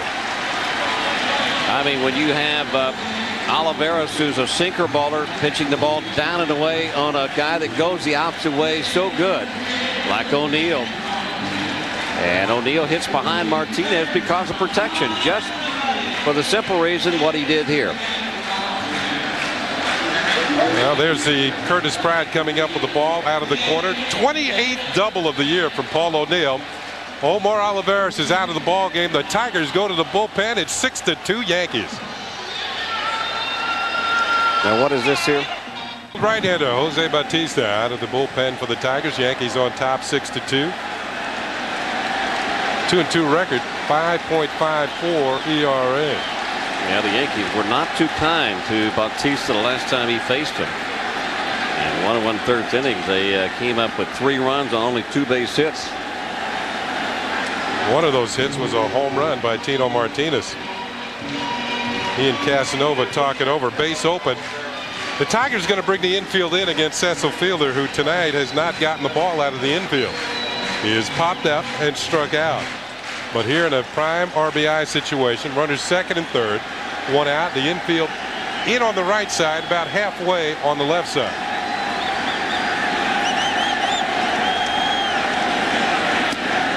Off-speed pitch is swung on and missed, strike 1.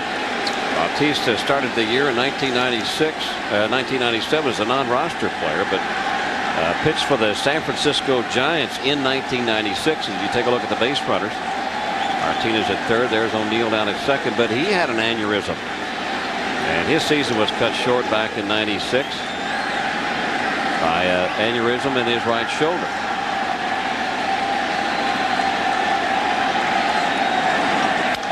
Grounder rolled foul behind Willie Randolph, the third base coach, and the count goes to 0-2 on Cecil Fielder.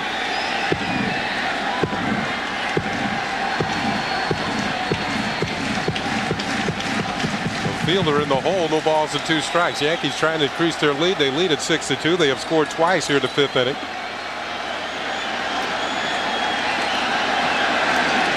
Problem for the Tigers this year has been the bullpen.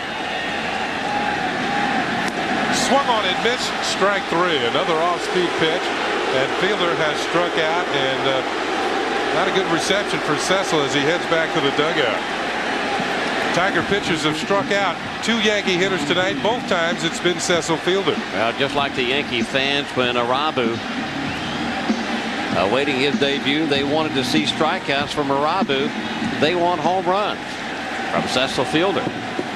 And when he doesn't hit one, especially with runners at second and third, they get a little upset, and they let him know about it. Now it's up to Charlie Hayes. The infield can drop back with 2 outs. Off-speed pitch hit high in the air down the right field line. Coming over is Higginson towards the corner, and this ball is in the seats and out of play. Strike 1 on Charlie Hayes, who has grounded out twice tonight. Higginson gave it a good try over in the corner, but ran out of real estate.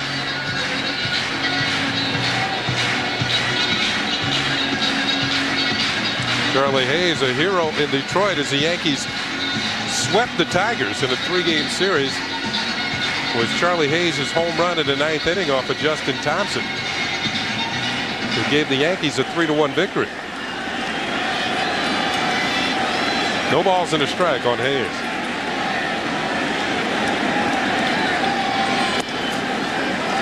That will level the count at 1-1. Now, one thing about this young Tiger ball club, they're the only rotation in baseball that all 5 of their starting pitchers are either at 500 or better. It's the bullpen that's been the problem for Detroit this year. That's with 10 starts or more. Who would have ever thought that? Ball strike over the outside corner. Batista's come in throwing strikes. Considering the kind of year that they had last year. Second year for Buddy Bell and the Tiger organization trying to rebuild this ball club, and they would hope that they would have a contending ball club by the year 2000. That's when they're going to have their brand new stadium built in Detroit. Off the end of the bat, roll to the right side. Batista bobbles, picks it up, steps on the bag.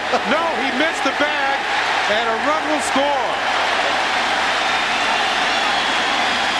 Tito Martinez makes sure he touches home plate, and it's 7-2 Yankees. Well, Bautista tries his best as he knocks the ball down with the leather. Keeps it in front of him, picks it up, but he can't find the bag. In fact, he was so far beyond the bag, he couldn't get back. And a good call by Evans at first base. Get a clear look. See how far he was from the bag. He tried to get back to the bag. His momentum was taking him out towards right field, right there, and he never touched it. Well, he almost got the bag, but it's going to go as an infield single for Charlie Hayes and an RBI. Oh, that's just the kind you want. Oh, my goodness. Well, as I mentioned, Buddy Bell appreciates defense, a 6-time Gold Glove winner. But that wasn't the type of defense that he would appreciate. No. That has moved O'Neill to third. Hayes now at first. Here's Chad Curtis in the dirt. Nice stop by Casanova. Well, the Yankees have scored 3 times here in the 5th inning and now lead 7-2. Chad Curtis had a clinching home run against Buddy Bell's Tigers in Detroit. He's got 12-9 game. Splitter hangs up high and the count is 2-0. That was that wild ball game that the Yankees had a 9-5 lead. Tigers fought back to tie it 9-9. Tito Martinez hit a home run in the 9th inning, give the Yankees a 10-9 lead, and then Chad Curtis hit a 2-run homer. He's ahead on the count 2-0 against Bautista. And he doesn't chase. 3 balls and no strikes. We've said it many times that the thing that will put gray hairs on the manager's head is your relievers when you bring them out of the bullpen. Normally they come, as Ramiro Mendoza begins to warm up now for the Yankees, they come in with men in scoring position. They can't throw strikes. Well, here's another situation where the bases are loaded after a 4-pitch walk. And that's going to bring the pitching coach out of the dugout. That's Rick Adair, and obviously wants to visit with Bautista to maybe settle him down after that play at first base. Well, he's about, what? I hate to say it, but a half a foot away from getting out of the inning. Less than that.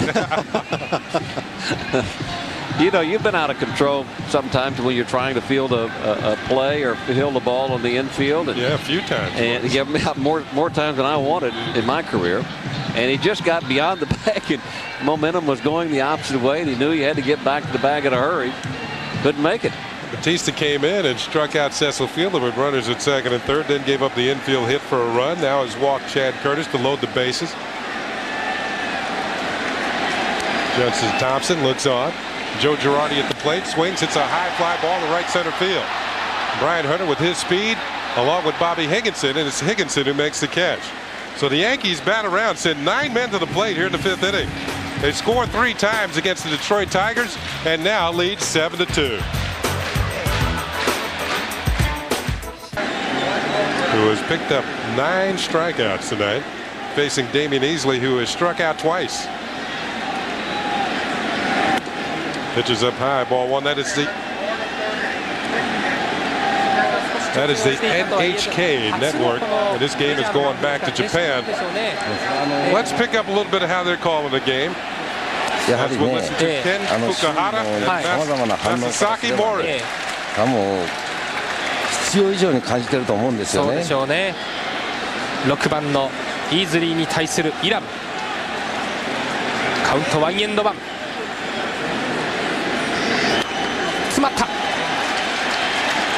ジラウディ取ったワンアウト。6回ワンアウトを取ったイラブ。5点をリードして勝利投手の権利。しかも力でねじ伏せるピッチング見事です。さあこの問題の今日は下位打線に森さん打たれていますから、ここをピシャッと抑えたいですね。そうですね、まあこの回が進めばですね、得点が入って7回ということもあるでしょうし、まあでもね今の3点というのはものすごくイラブにとっては大きいと思うんですね。そうでしょうね。7番レフトのプライド、バットが全く遅れています。見事イラブ90マイル145キロのストレート、イラブ秀樹。日本人初登板で初勝利なるか。92マイル148キロ、憧れのピンストライプを着ましたイラブ。周囲の本当に声に惑わされず、しっかりと集中力で投げ切っています。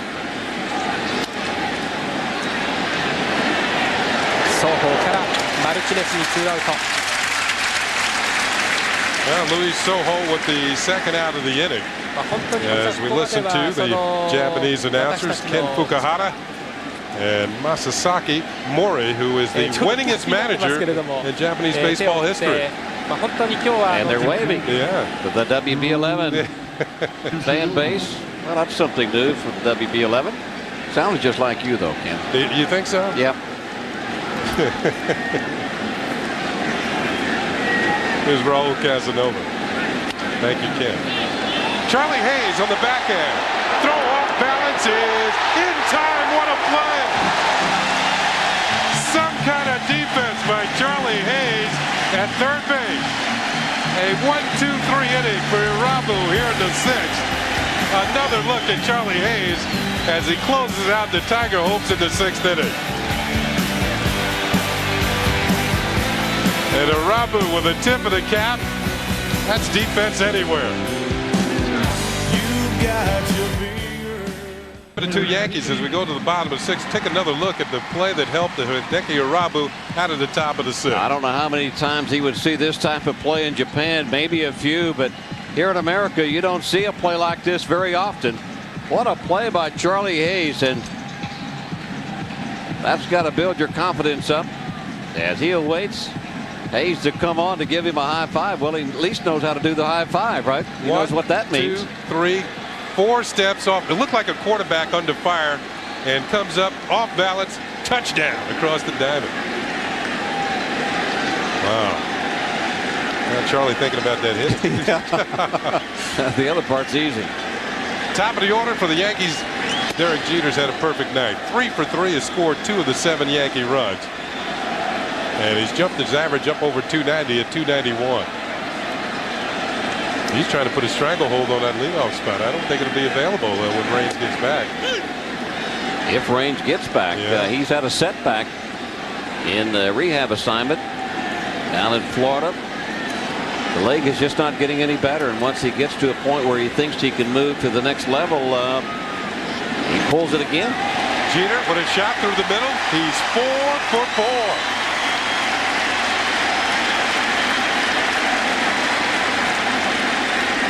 And this is the third time in a game he has led off an inning with a base hit. All hits have gone up the middle except for one. Went to second base for an infield hit. And when Jeter is hitting, that's where he hits the ball. Tomorrow on the WB11 8 o'clock movie, Alec Baldwin is a man with a dark past. He's a crazed killer posing as a cop, and he's trying to take the law into his own hands. It's the suspense thriller Miami Blues tomorrow night at 8 on the WB11, New York's movie station. Here's Luis Soho. Got a base hit, helped set up a 3-run inning in the 5th for the Yankees. The Yankees batted around last inning. Jeter's 4 hits ties his career high.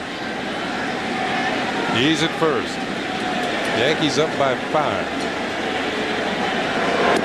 Soho taking all the way, and it's ball 1. Boy, normally the story tonight would be Kenny Rogers and Mariano Duncan back in uniform for the Yankees, but that's taken away by the debut of Hideki Irabu because of the rescission of the trade with San Diego. But now the Yankees back with 3 second basemen.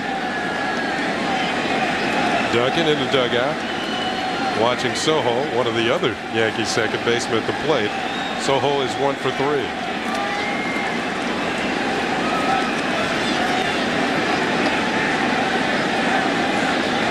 Ball and no strikes on Soho, who with the base hit jumped his average up to 306. Taking all the way again, and this is a strike. 1-1. Well, we were talking about Kenny Rogers back in uniform, and so Kenny begins to warm up. It's been at least 5 days since Kenny has pitched and worked out. I guess he didn't work out. He did fly to San Diego, took a physical out there, and midway through that physical, he learned that the trade was called off. Jeter's on the move. The ball is rolled slowly down the third base line. Tough play for Fryman. He can't handle it. This will be an infield single for Luis Sojo. Well, the Yankees pick up another infield hit and now have 2 on, nobody out here in the 6th inning. Well, a guy that has done that many times normally makes the play with Buddy Bell, but he sees Fryman here. It's just one of those do or die plays when you try to pick it up barehanded. Fryman playing fairly deep at third base on Soho, and it's what you call the swinging bunt base hit. Well, you talked about Buddy Bell and his defense. I used to try and keep the ball away from him. Yeah, really. Because you're going to be out if you hit anything in his direction. Talk about a human vacuum cleaner. Anything soft or hard, he could come up with it and throw it across the diamond. And of course, with my speed, that was an easy out. Here's Bernie Williams, 2 on, nobody out. Bernie drove in a run in the 5th inning with a sacrifice fly. Bautista starts him out of the strike zone with ball 1. Tiger bullpen is busy. Yankees threatening again against Bautista. Roberto Duran. Well, if the Tigers get in a fight, they're in good shape. That's ball 2. No biting, though.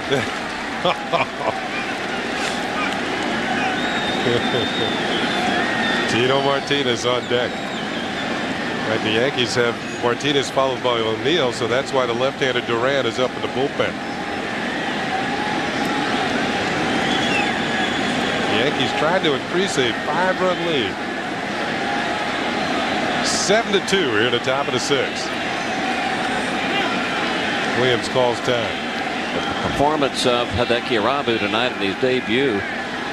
If you look down the road in the Yankee pitching staff, and that's what Joe Torre has been talking about, is if we are actually going to contend, the pitching is going to take us as far as we can go. And Irabu with 9 strikeouts in the game and a 7-2 lead.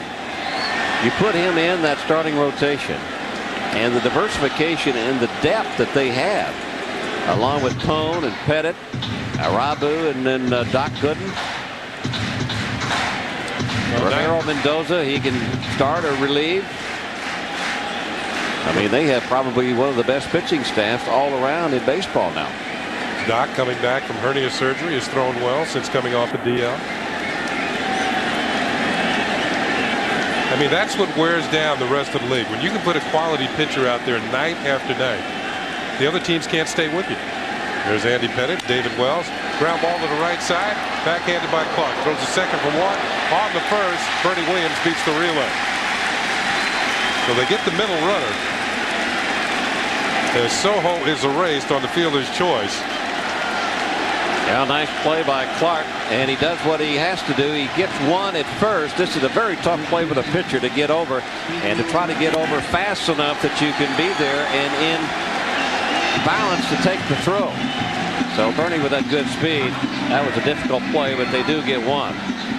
And Buddy Bell on his way to the mound with Tino Martinez coming to play. You know what that means. He's going to go to the bullpen.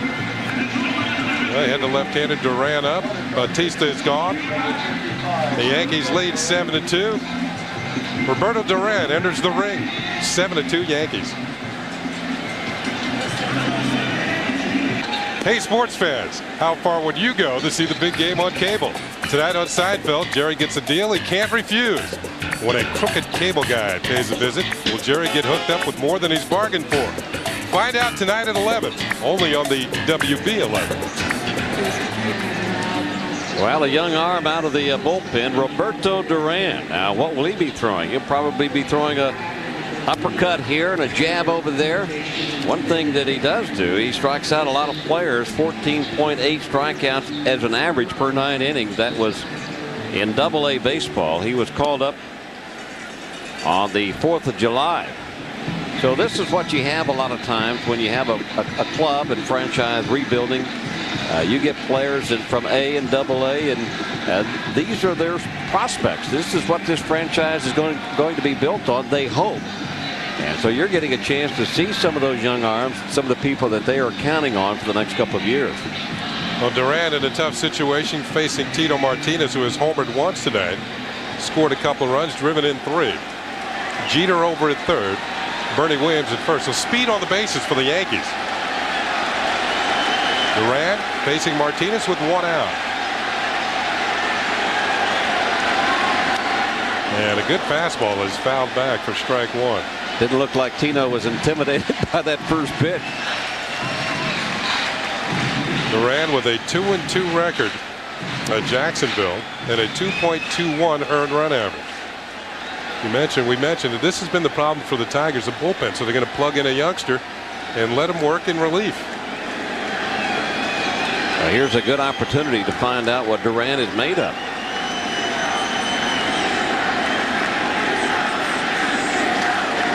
Look out. Breaking ball. I don't know how that missed Tino. Well, when you're hitting and seeing the ball as well as Martinez is right now, I mean, you pick it up right there and you know you can see the spin. That ball looks to be about a softball size. That ball looked like it was destined to hit him right between the 2 and the 4 in the middle of the bat. Good thing it was a breaking ball. A ball and a strike on Martinez. There's ball 2.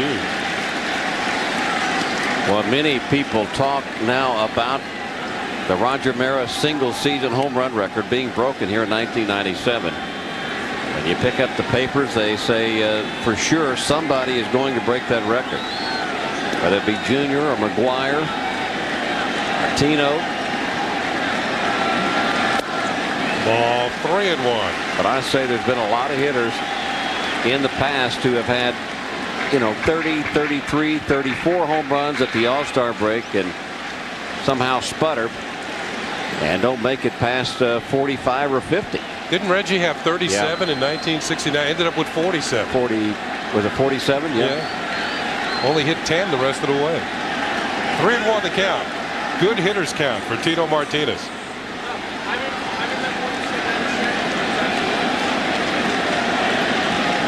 Jeter trying to talk it over with Willie Randolph to see if Bernie Williams is going to be moving on this 3-1 pitch.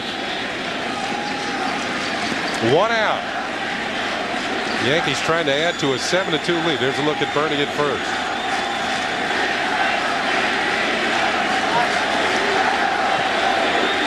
Inside, ball 4. The bases are loaded.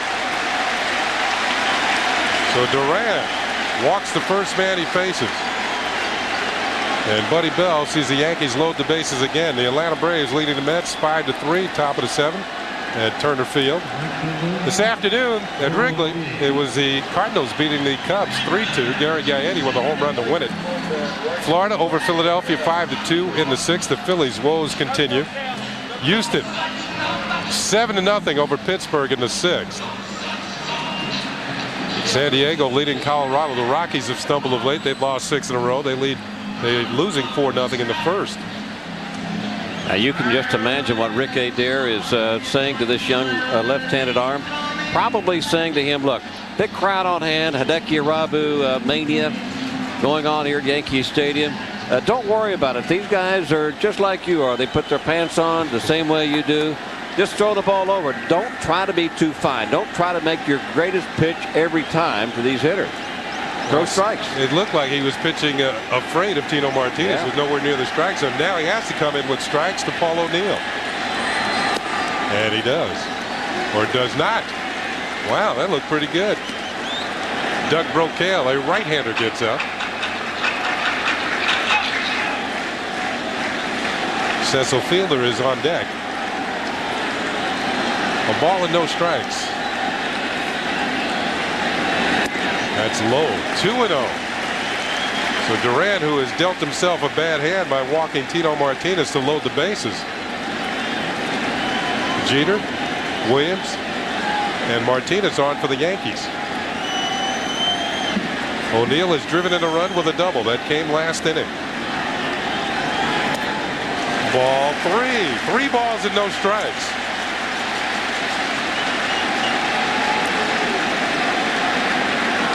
Highest batting average with runners in scoring position in the American League, Jeff Cirillo. Paul O'Neill, B.J. Surhoff, Tim Salmon, and the big hurt, Frank Thomas. Pitches high, ball 4. The Yankees have scored again.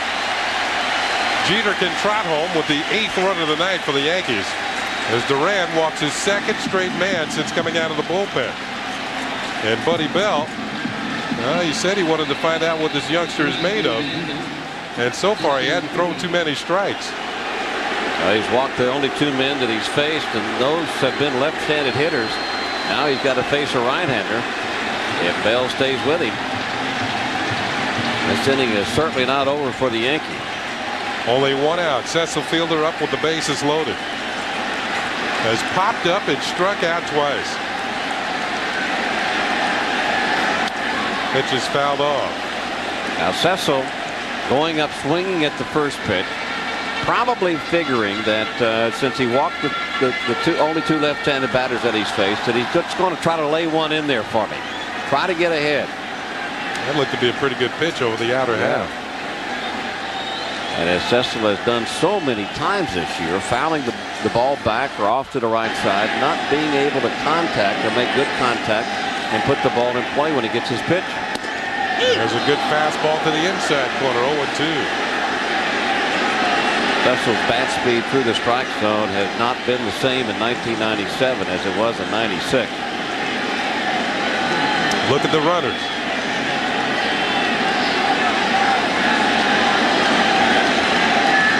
Young man from Dominican Republic, Mocha, Dominican Republic. Cecil fouls it off to the right. He stays alive, but in the hole, no balls and 2 strikes. Yankees 4 in the 3rd, 3 in the 5th, and 1 here in the 6th against Buddy Bell's Tigers. 8-2, Yankees lead it. Charlie Hayes is on deck.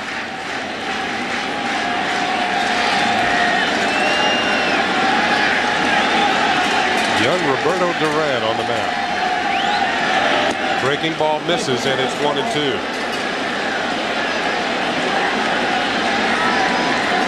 You know, one of the things that's happened to Fielder in '97 is he's got that huge hitch in his swing, and his timing has been off.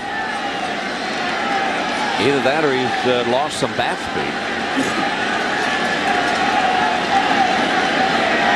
Fastball, got it. Duran once again spotting the fastball over the inside corner. His first strikeout, the 3rd for Cecil Fielder tonight. Well, it is so strange sometimes when pitchers, and this pitching sequence, fastball outside looked like to be the pitch for Cecil. That one inside, then he goes for a high pitch. A breaking ball misses inside. Cecil obviously looking out over the plate. That one was inside for a strike, so it's 3rd strikeout for Cecil, and each and every time he strikes out, the crowd lets him know about it. Pitches outside to Charlie Hayes, ball 1. Not only 3 strikeouts for Cecil, but each one of the Tiger pitchers struck him out once. Charlie Hayes made a great play in the field, had a single and an RBI in the 5th inning, an infield single. He takes a pitch over the inside corner, 1-1. The bases loaded down, 2 outs. Sometimes you go back scratching your head saying he walks Martinez and he walks O'Neill, couldn't throw one close to being a strike, and then he comes in and makes great pitches on me. You've heard the why me theory, haven't you? Why me, yeah. I've said that. 2 balls and a strike. Meanwhile, Irabu has gotten some more run support as Yankees now lead by 6. He's trying to stay loose in the dugout. It's been 2 innings in a row that the Yankees have used a lot of offense and a lot of time in between innings.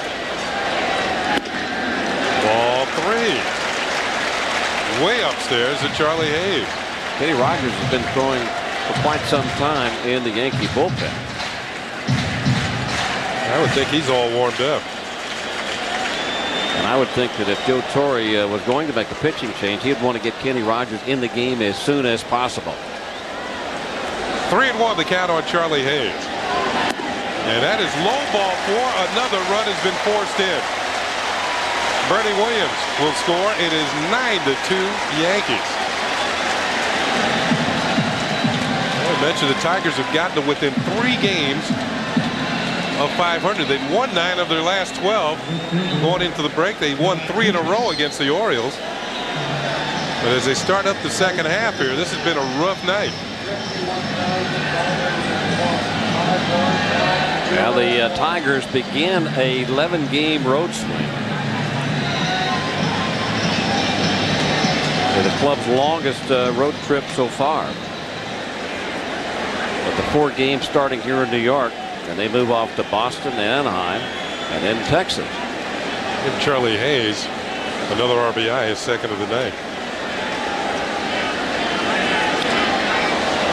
Brad Curtis, who likes that high fastball, swings and fouls it back.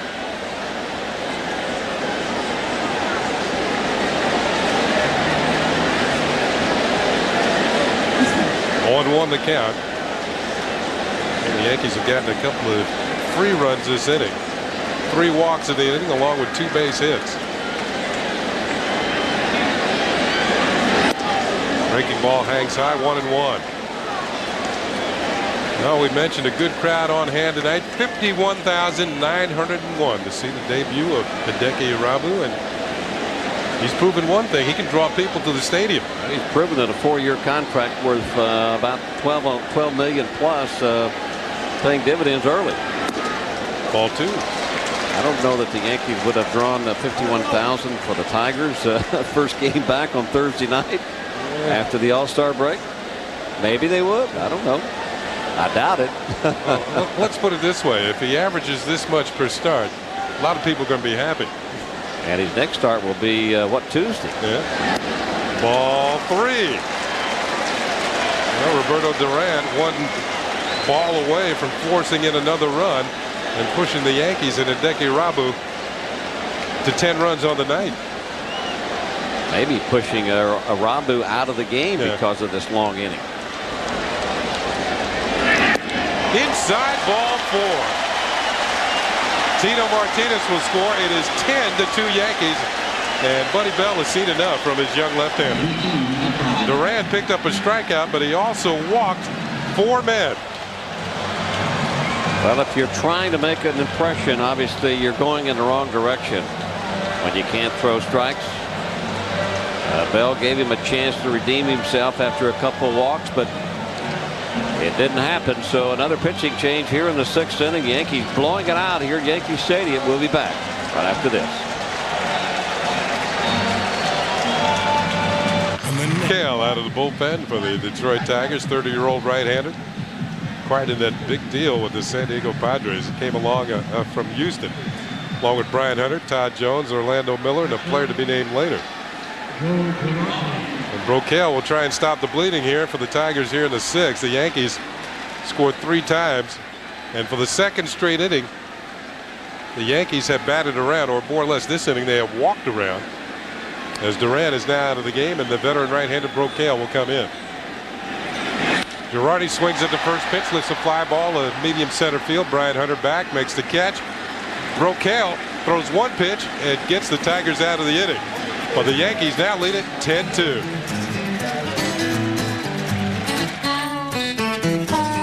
Look at these 9 strikeouts as he just continues to mow them down. That's Bob Hamlin, the designated hitter. He had 4 strikeouts through the first 2 innings. Well, he had so many strikeouts we couldn't show them all on replay, but here's David Cruz leading off against Irabu in the 7th. He's trying to get to double figures in strikeouts tonight. Didn't strike anybody out last inning. The only inning he hasn't struck out a Tiger hitter. Fly ball to left field. And Chad Curtis is stationed underneath it and puts it away.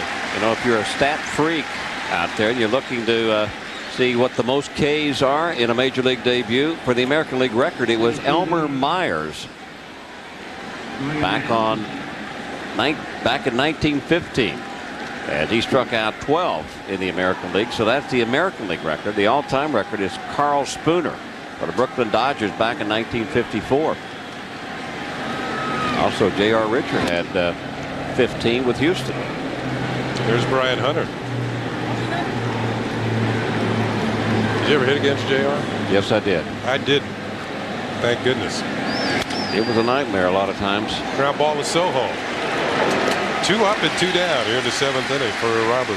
Boy, it has been a lot of time in between the last 2 innings. But you know, Irabu, he has those magnets up and down his arm, all the way up from the wrist, all the way up his arm through the right shoulder. And the magnets are supposedly some type of thing that keeps the blood flowing and helps keep the blood flowing. Joe Torre on his way out there, so maybe the 2 innings that he was sitting on the bench, maybe those magnets obviously help. He's been pitching with them his whole career. Check this ovation for Hideki Irabu.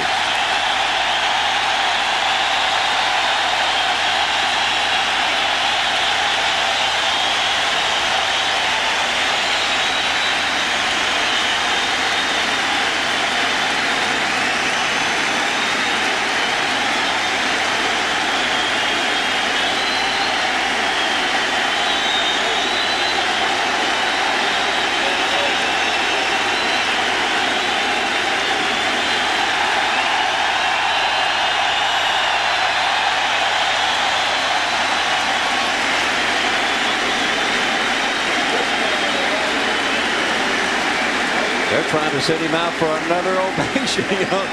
Well, Irabu 6 2/3 innings with 9 strikeouts. Yesterday playing catch with the mayor, and today playing catch with Joe Girardi in a more meaningful ball game. That was Mayor Giuliani, who is on hand to watch this debut by Irabu, and a lot of fans from a lot of cultures around tonight to watch this, what you would say would be a phenom now. I mean, he was quoted as being the Nolan Ryan from Japan in Japanese baseball. I think it was a good move by Joe Torre. He wanted to take him out during the inning so the fans could give him an ovation and give the young man a thrill of pitching in his first ball game that he would never forget. No doubt that was planned, and planned perfectly for Joe Torre. And look at the smile on Mel Stottlemyre's face. Don't think that they don't realize what this means to their pitching staff and what they can do here in the second half. Now, somebody said something that he understood, and it was funny. It's probably David Wells. You never know. He may speak Japanese fluently. They're going for some sushi, looks like. Yeah, with the Yankees up 10-2, a lot of people are going to try and beat the traffic. Remember, big crowd tonight, 51,901. Shoot, that's a sushi break. What are you talking about? And don't forget this Sunday, fans, the New York Yankees are back on the WB11. Be there for all the hard-hitting action as the Bronx Bombers try to tame the Detroit Tigers starting Sunday afternoon at 1:30 here on the WB11. And once again, we watch Irabu. And the Yankee teammates greet him as he heads back to the dugout. He's got an 8-run lead. And what a performance by the 28-year-old right-hander. And he's happy. Wow. Well, he came with a lot of fanfare, and George Steinbrenner made the effort to sign Irabu. It looked like that San Diego was not going to release the rights to Irabu, but somehow the Yankees worked out the contract, got the rights to negotiate with him, and like Irabu said, I only will pitch for the New York Yankees no matter what happens. Jeff Nelson out of the bullpen. He'll be in relief here with 2 outs in the 7th. See the numbers on Nelson: 45 strikeouts in 44 2/3 innings. And he'll face Melvin Nieves, who will pinch hit. for Bobby Higginson. Pitch is up high for ball one. I don't think Bobby Higginson hurt himself. Maybe Bell just giving the Avis a chance to play and hit in this situation. I see Phil Nevin in the on-deck circle. It looks as though Buddy Bell's going to empty his bench here and give some of the regulars some time off, although they just came off the All-Star break. Well, 10-2 lead. Then, hey, Irabu is gone. Let's put a couple more guys in there, get them a couple of at-bats, get them started, acclimated to the second half. 2 balls and a strike on Yavis, who is primarily the right fielder. Pitch misses inside. Although Yavis is one of those young sluggers who has a lot of problems making contact. He has already struck out 100 times this year. But he also hit a home run off Nelson in Detroit that tied the score in that 12-9 game, a 3-run shot. Well, the ball club comes in with 105 strikeouts. As you take a look at the Toyota box score, that's 5th in the American League. They were notorious for striking out last year. There's a swing and a miss, strike 3. When Yavis goes out on strikes, Nelson picks up the final out here in the top of the 7th. Hideki Irabu's night is over as the Yankees lead it 10-2.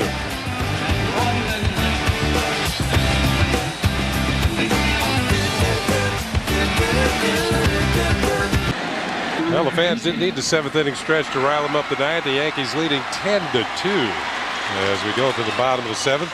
Melvin Yavis has taken over in right field. And Phil Nevin now playing third base for the Tigers. Derek Jeter's had a perfect night going. He's 4 for 4. He has scored 3 of the 10 runs. Well, Derek looking to break into new chartered water. He's had 4 hits in the game 3 times, but never 5. Curveball dropped in by Doug Brocail, and the count goes to 0-2.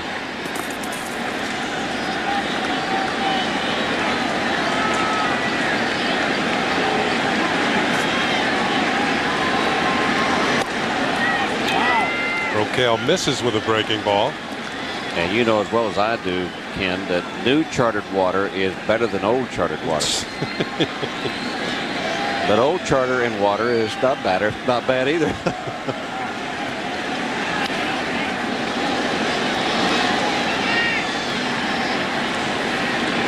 Jeter up there with a count of 1-2.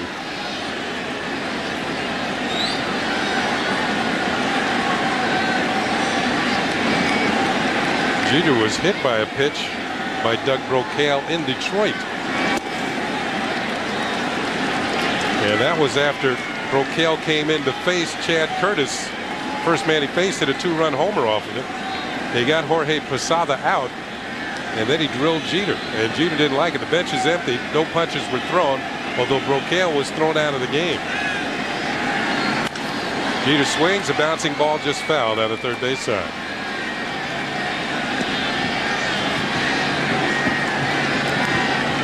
Here's a look at the Toyota box score here at the bottom of the 7th inning. Jeter right on top with a big 4 for 4 night.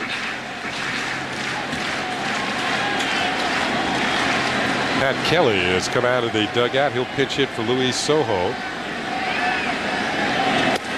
Strike 3 call. Well, Jeter struck out by Brocail. So Jeter will not set a personal high tonight in hits in a ball game. And perfect pitch on the outside corner. Jeter showed that he had bat speed on the pitch prior to that, pulling it foul left side. And then Brocail goes outside again to paint the corner. And now the pinch hitter, Pat Kelly, with a .221 seasonal average. Luis Sojo had a 2 for 4 night with a run scored.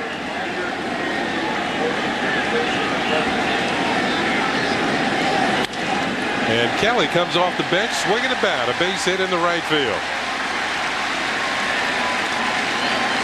So that number 2 spot is hot tonight for the Yankees. That 2 spot is hot at second base. Sojo, before leaving the ball game, he had 2 base hits. And Kelly batting here for the first time in the 7th inning. He had 1, so it's 3 hits for the second spot. 7 hits in the first 2 spots in the lineup. Bring up Bernie Williams looking for his first hit tonight. He's driven in a run. Well, the sacrifice fly and has scored a couple of runs. Well, it looks like the Yankees are going to get off to a good start after the All-Star break. This is the beginning of a 4-game series against the Tigers. Ball strike to Bernie.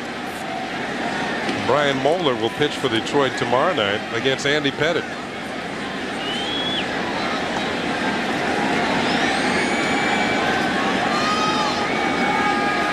Doug Brocail. Man on, 1 out, off-speed pitch misses. Brocail, who started out with the San Diego Padres, went through a 1993 season in which he went 4-13. Started 24 times for the Padres that year. Ball strike to Bernie. A ball and 2 strikes. He was speaking of Brocail, was a former #1 pick of the Padres. Tiger pitching staff overall came in 6th place. And club pitching. An appeal, and Bernie has struck out. It's Dan Morrison, third base umpire. Brocail picks up his 2nd strikeout of the inning as Bernie Williams goes too far. And a pretty good split finger there, and you make the call. Did Bernie go too far or not? Was the intent to swing? And it looked like a pretty good call by Merriweather. Peeling down to third base Morrison. Here's Tino Martinez. His 3-run home run in the 3rd inning turned this ball game around. He's also walked a couple of times, once intentionally. Tino has driven in 3 and scored 3. Tino has that sweet swing. He doesn't jump at the ball. He's got quick hands. He's got good command of the strike zone. Always seems to pick a good pitch to hit. And when you are in that type of mode, most of the time when you're hitting, the count is in your favor. It's a little bit low, and it's in his favor once again. 2 balls and a strike. He's been locked in for most of the season. Had a stretch of about 150 at-bats where he didn't do too much offensively, but he got it going and got it going again big time. Home run in the 3rd inning was his 29th of the year. Out in front, he pops it foul behind home plate. Long run for Casanova. Well, this is out of play. And Brocail on a 2-1 pitch had Tino out in front on a breaking ball, knowing that he is sitting on dead red with Kelly at first base.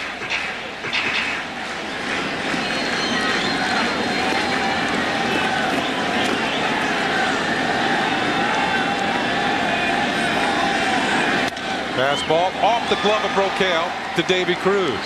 The throw to first is in time, and Tino Martinez and the Yankees are retired here in the 7th inning.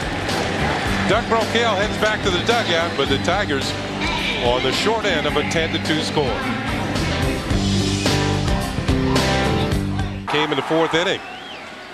Tigers had a man on against Hideki Irabu, but then he went to work.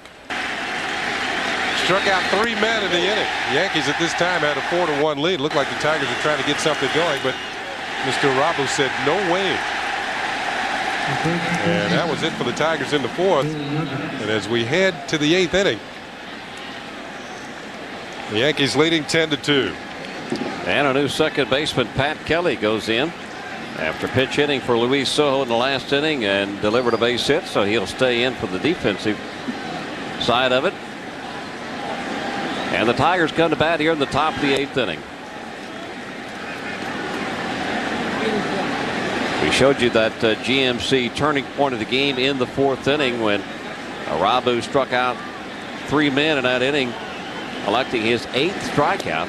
And he only got 1 more strikeout after that, and that covered like 2 2/3 innings. As Todd Jones now begins to warm up for the Tigers. But a long time waiting in the Yankee dugout for the Yankee batters to bat around in the 5th and 6th inning. 2-1 count now to Nevin leading off here in the 8th. Nevin went in to play third base for Fryman, so he hits for Fryman here in the 8th. Middle of the order for the Tigers coming up. Good breaking ball by Nelson. Now it's 2-2. Nelson has that movement on the fastball that runs in on the right-handed hitters, and then that slider that goes abruptly away. So he has pitches that goes in 2 different directions. Really tough on right-handers. And the Yankee bullpen really straightening themselves out right before the second half started. The roles are coming to fruition now. Nelson, Stanton, Mariano. And the breaking ball on a 3-2 pitch, striking out Nevin. Well, now 11 Tigers have struck out in tonight's ball game, and see Nevin kind of hesitate and knee buckle. The ball breaks over the plate for call, strike 3. That's what I mean by tough against right-handers. Yeah, we've talked about the bullpen with Tony Clark stepping in. In the last 7 games, the Yankee bullpen with an earned run average of 0.77. And the reason for that is because of Nelson and Stanton and Mariano and Graham Lloyd, Murcer, Ramiro Mendoza now. Ramiro with some diversification, starting and also relieving.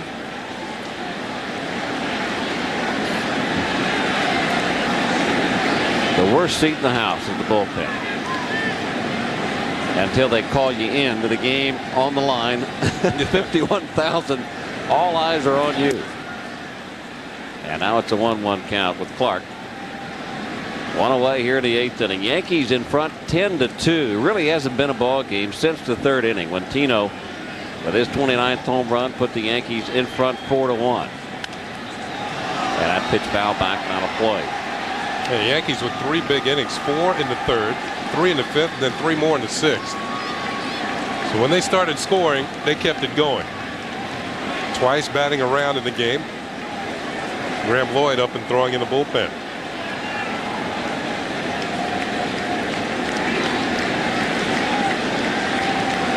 A 1-2 count to Clark with 1 out here in the 8th. And a foul in the Yankee dugout. A lot of the 51,000 have left the stadium. I guess it's just all downhill from this point on as far as Irabu's debut is concerned. Yankees in front 10-2. They came to see what they wanted to see, and they saw it and left. Now, like you said, they'll expect the same thing Tuesday, right? Yeah, exactly. Nobody's leaving as far as Irabu is concerned. He's still on the Yankee dugout. Looked like Nelson slipped after delivering that last pitch. He was wiping the real estate on the mound off of his right knee.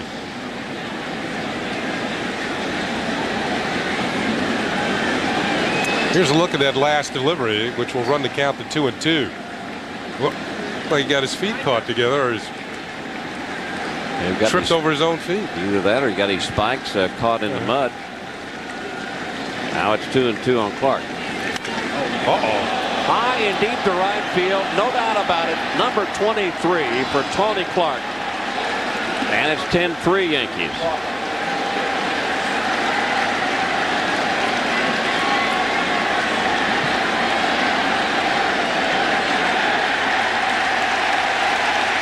I mean, it was a breaking ball low and in. And left-handers love the low and in pitch that they can power out of the ballpark. Of course, the Yankee fans throwing the ball back, they don't want the home run ball from Clark. Here's the breaking ball. Oh, man. That had the sound. Certainly had the distance. The wrong team hit it, though. Jeff Nelson's reaction to giving up the home run, he knew it was gone. And this is Bob Hamlin, the designated hitter. Well, you can see why the Tigers are so high on Tony Clark.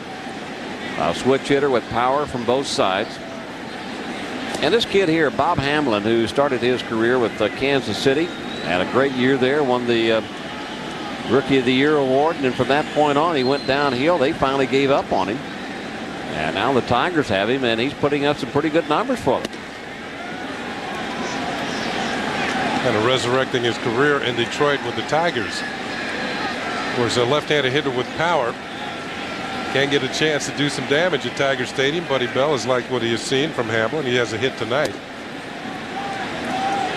And now Nelson with 4 pitches walks Hamlin with 1 out. And Easley will come to the plate. 10-3, the Yankees lead it. Second baseman, David Easley.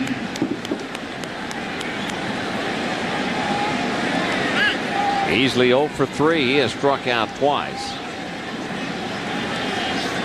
As we mentioned, the Tigers in for 4 games.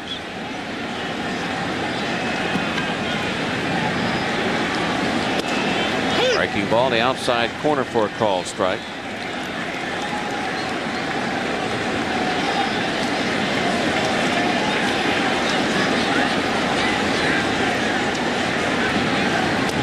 And another breaking ball. Now it's 0-2. That was one of the things that Joe Torre wanted, along with Mel Stottlemyre, Jeff Nelson, to do, was to not just stay with the breaking ball. Mix in that good fastball, that sinking fastball that you have. That's another breaking ball, foul back and out of play. Well, that breaking ball, particularly to the left-handed hitters, I mean, it comes up there kind of flat, like the one that Clark did, and that's the one that's really can be hit a long way. To right-handers, it's a little more effective, first of all, because Nelson has that unusual delivery. But when he starts dealing it too many times to the left-handed hitters, that's when he gets in trouble.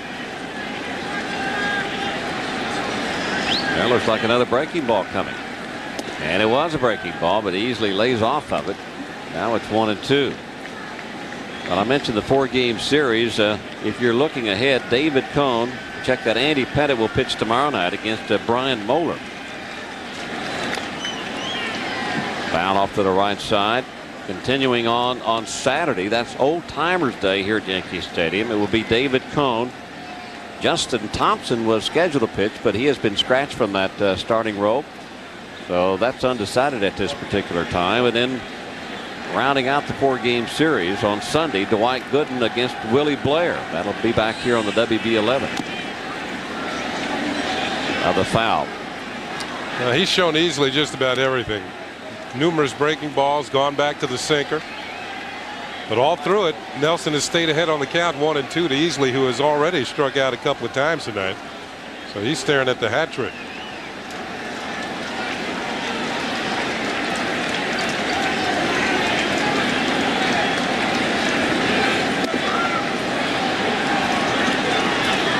Two balls, 2 strikes.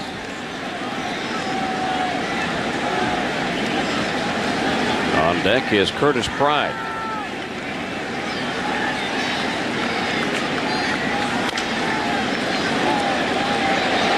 Kelly DeJeter for 1, back to first, not in time. Easley has good speed. Took a little bit longer for that play to develop.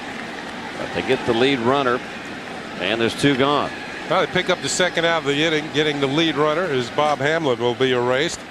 See Jeter come across the bag with authority, but Easley moves too well down the line. Kelly had to back up originally on take the high hop. Jeter tried to make the double play, can't do it. The hammer was all over him at second base.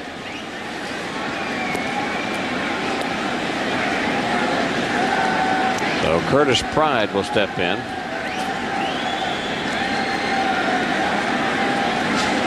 What a story this young man is. Breaking ball high and inside. Hearing impaired. Has worked his way to the big leagues and putting up good numbers. Working through those disabilities. And you talk to Curtis, and as far as he is concerned, they are not disabilities. Some of the things he's accomplished as a graduate of William and Mary College. Played basketball in college along with soccer. Originally from Washington, D.C. Now lives in Florida. Foul ball, upper deck left side. One thing that Pride has done, he has worked a lot of times with Larry Herndon, the hitting instructor, on his swing, making it a much more compact swing. Forget about the long ball. Put the ball in play, make it a short, compact swing. Swing and a miss, strike 2, 2-2. I just saw that shot of Larry Herndon, the hitting coach. Did you know that he once hit a ball in the upper deck at Tiger Stadium in straightaway center field? That's the deepest center field in the American League, 440 feet. 440. And to hit the ball into the upper deck, that's got to be 500. Yep. He and plus, Frank Howard, I think, are two of the few that have done it. And if I'm not mistaken, he did it on opening day. And I'm not sure if that's true or not, but I know it was early in the season. 3-2, 2 outs, so the runner will be off of this pitch. Here in the 8th inning, 10-3, Yankees lead it. Runner takes off. And Jeter with a nice play and a throw, and scooped nicely by Martinez. To throw out Pride, who can get down that line in a hurry. So the home run by Tony Clark, his 23rd of the year, but it's 10-3 Yankees. Deep in Eagle Dealer, and what a summary it is. Cruz in the third with an RBI single.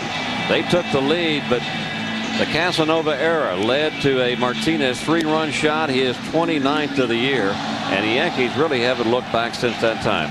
Higginson with an RBI single, Williams with a sacrifice fly, O'Neill with a big RBI double in the 5th inning, Hayes with an RBI single. And as we continue, O'Neill again with the bases loaded as the youngster out of the bullpen couldn't find the strike zone, and the Yankees with bases loaded came up with some more runs than the Tony Clark home run in the 8th inning.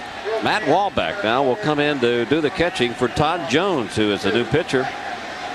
And O'Neill will be the batter here in the 8th inning. 10-3, the Yankees lead it. Jones, when you say, is he their closer? Well, sometimes. Buddy Bell and Adair have not really chosen kind of a bullpen by committee down there, but Jones with 13 saves, he can blow some smoke too. He leads the club in saves. Fastball.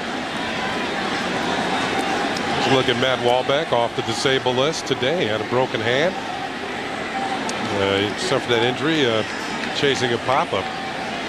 He might look familiar to Hideki Irabu. Because while Irabu was working in the minor leagues, those 6 starts in the minors, we talked, he walked only 1 man. Matt Wahlbeck was the guy that he walked, and it was questionable. In fact, Wahlbeck said those pitches were pretty close. So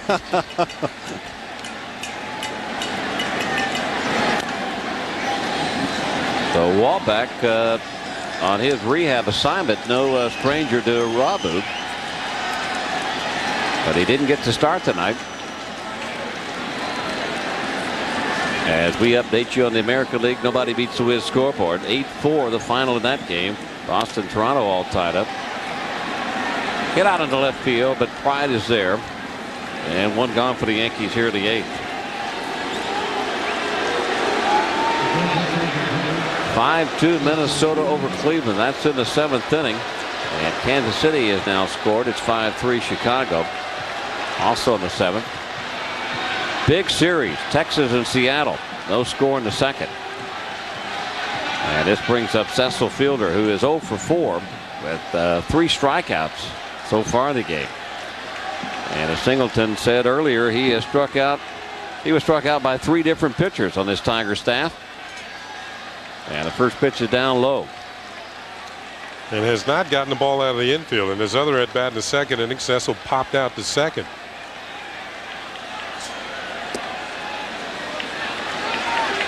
Now it's 2-0. 1 out here in the 8th.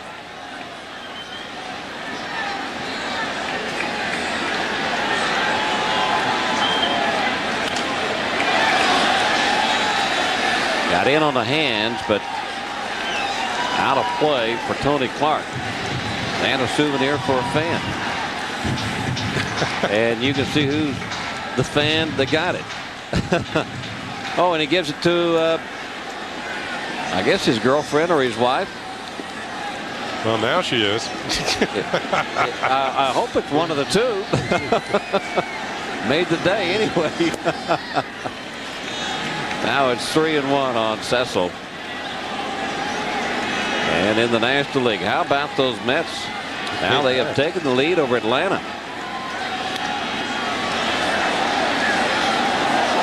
Mets were losing 5-1 in that game. Yeah, Todd Hundley hit a home run. Florida leading Philadelphia 7-5. And Houston shutting out Pittsburgh. Boy, what a year Pittsburgh is having. Darryl Kyle with his 3rd shutout in that one. And San Diego and the Dodgers. Breaking ball on 3-2. Catches the outside corner, and fielder has struck out now 4 times. How about this pitch on 3-2, 10-3 lead? 4 times, 4 different pitchers. The golden sombrero. Breaking ball locks him up. Wow. I don't think I would be expecting a curveball 3-2. No, 1 out, nobody on. And you're ahead by 7. No. Now that locked me up too. Okay. And Charlie Hayes will step in. Hayes 1 for 3. Couple of RBIs. Yeah, next time you come to the plate and you see the catcher, why would you want to do that? You know, you say it to the catcher. He's the one who called the pitch. Of course, the catcher can always say, well, he shook me off. Yeah, we're working on something. Yeah, we're working on something. Getting you out. Yeah, really. Good fastball by Jones. Now it's 2-1. Yeah, Jones does have a good arm. He worked out of the bullpen for the Houston Astros in a setup role primarily. Have you ever had the golden sombrero in a game? No, probably. You don't have to answer so quick. Yeah, well, yeah, I remember striking out 5 times in a row over 2 nights in Detroit, of all places. Well hit, but the third baseman Nevin. Well, the Yankees are gone here in the 8th inning. Looks like another pitching change coming on for the Yankees in the 9th, but they've got a commanding lead, 10-3.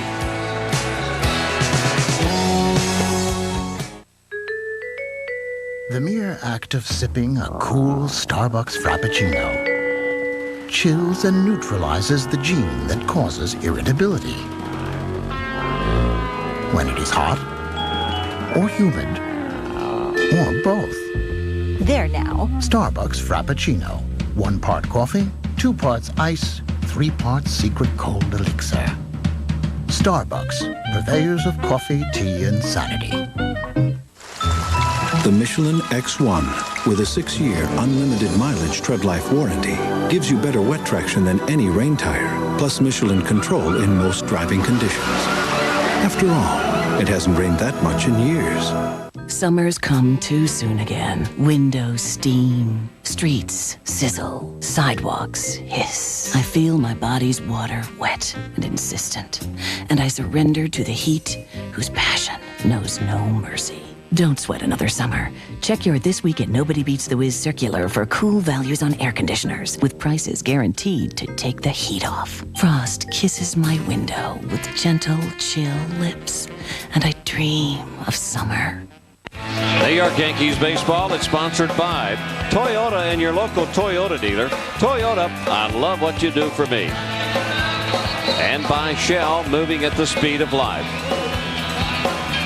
And by Budweiser Brewery, fresh Budweiser, the official beer of Major League Baseball. And of course, by your Tri-State GMC dealers. And of course, the new pitching change here in the top of the 9th inning for the Yankees. Graham Lloyd, who is from Australia. And he will be pitching to Walback, batting for the first time in this game. Switch hitting catcher. Baseball is truly becoming more and more an international sport, with Players from all around the country, around the world, that is, looking to play baseball. And baseball looking for new talent. Talent has thinned out here in America, and so they are going worldwide in search of players that can play here in America. 20% of all the players in the major leagues are foreign born. 3-1 count to Wahlbeck.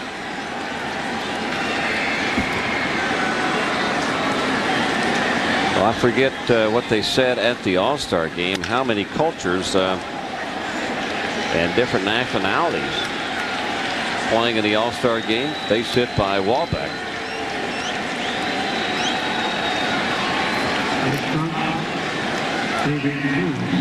So that'll bring up Davy Cruz.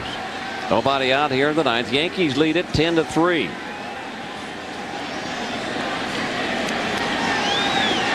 Joe Torre, after the long 3-day, and 3 days in baseball is a long period of time for players not to play. They lose their timing, and he is trying to get his bullpen some work. Strike one to Cruz.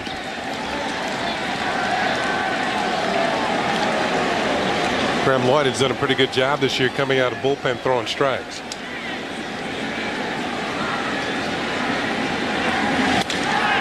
This could be two. Kelly to Jeter for one. Back to Martinez.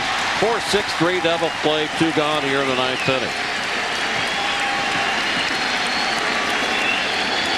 Well, as opposed to the ball that was hit last inning, this one's hit a little harder. Better chance for the Yankees to turn to double play. Jeter across the bag with authority and to throw to first and plenty of time to get Cruz. As we said, good double play combination in the middle. As Brian Hunter comes to the plate, Graham Lloyd throwing strikes. And Hunter 0 for 4 with 3 ground outs and a strikeout. And a strike by Lloyd. Lloyd's, when he comes out of the bullpen, his expertise is to try to get out a tough left-hander in a difficult situation. Now the count is 1-1.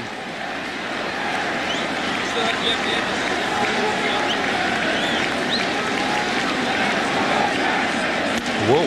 Off-speed pitch. Looked like it got away from him. And the mayor here in the ninth inning. Yesterday, he introduced Hideki Irabu down at City Hall to some youngsters, little leaguers, and presented Hideki with one of those crystal big apples. And so a nice gift from the mayor along with his son Andrew. And they got to be happy about what has happened here at Yankee Stadium tonight. Of course, he makes no bones about it. He is a Yankee fan. You can tell his son is. Andrew certainly is. In the dirt. That's Jim Evans. 26 years umpiring in the American League. And he didn't call this one a strike.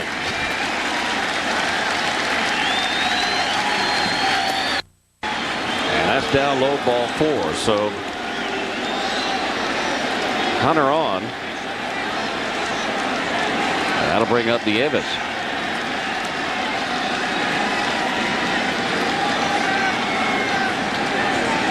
Evans struck out in the 7th inning when he hit Bobby Higginson. Another switch hitter in the Tigers lineup. I think that was 101 for the Evans. Sends this one deep in the left field and off the wall. Curtis will pick it up. Hunter will stop at third. And with 2 outs, 2 men on here in the 9th inning for the Tigers. And Nevin will get a chance to knock somebody in. Well, Graham Lloyd, following the walk, comes in with a pitch that is much too fat. Davis just misses hitting it out of the ballpark off the top of the wall. And a 2-base hit will keep this inning going.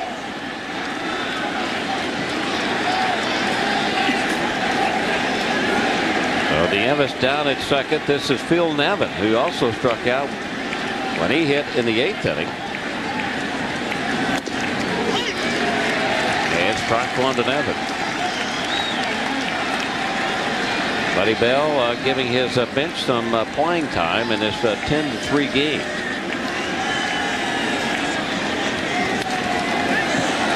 Out of play now. It's 0-2. Well, Nevin has played at third base and seen him in the outfield. He's also a backup catcher. So a versatile player who we mentioned on an earlier broadcast from What's he doing there? What is he doing? Trying to kiss that bat, get it going, talking to it. Former #1 draft pick out of Cal State Fullerton. What if he takes it to bed with him? Not that bad, he won't. To throw that one away. Strikeout. Yankees win it. And Hideki Irabu, his debut is successful in many aspects. Yankees win it 10-3. What a night for the Yankee fans, and with a 28-year-old from Japan. Wanted to pitch for the Yankees, wouldn't pitch for any other ball club here in America. He gets his wish, and certainly the Yankees are happy about it. They certainly are. 51,901 fans on hand to see Irabu pitch tonight, and he didn't let him down. 9 strikeouts in 6 2/3 innings. Yankees win it 10-3. We'll be back with the wrap-up right after this. Well, he picked up 2 in the first inning, and Bobby Higginson goes out on a high splitter. And then it's Travis Fryman on a splitter. 2 more strikeouts in the second inning. Bob Hamlin is 1. Damian Easley, he's headed back to the dugout. Picked up a strikeout in the third. It was Fryman once again.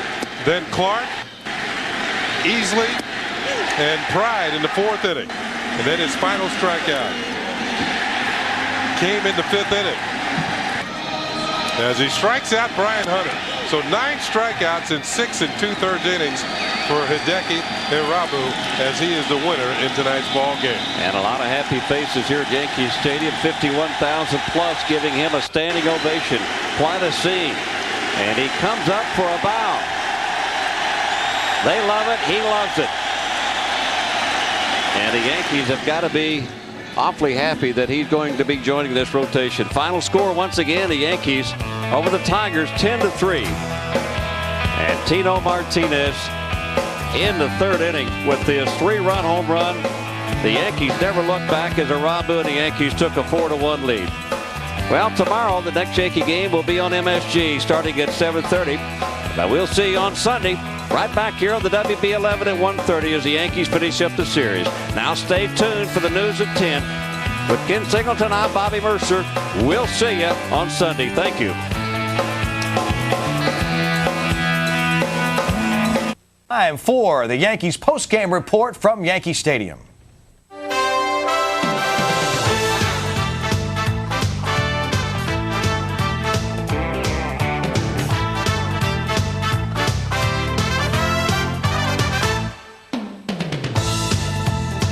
We welcome you to a special edition of the Jeep and Eagle post-game report. It's brought to you by your Tri-State Jeep and Eagle dealers. There's only one Jeep, and it's only at your Tri-State Jeep and Eagle dealer. Hideki Irabu finally flashes a smile. This game was in the books. He and the Yankees can celebrate a convincing victory as Joe Torre and he tip their caps to the crowd, the ones that were left when this one was finally over. 6 2/3 innings, 9 strikeouts, 5 hits, and a pitch that topped out at 96 miles an hour. There are very few baseball players who could do what Hideki Irabu did in the city of New York tonight. Few players, if you think over the history of baseball, could do it. Maybe Vida Blue when he broke into the game, or Mark the Bird Fidrich in 1976 when he was a star with the, ironically, Detroit Tigers.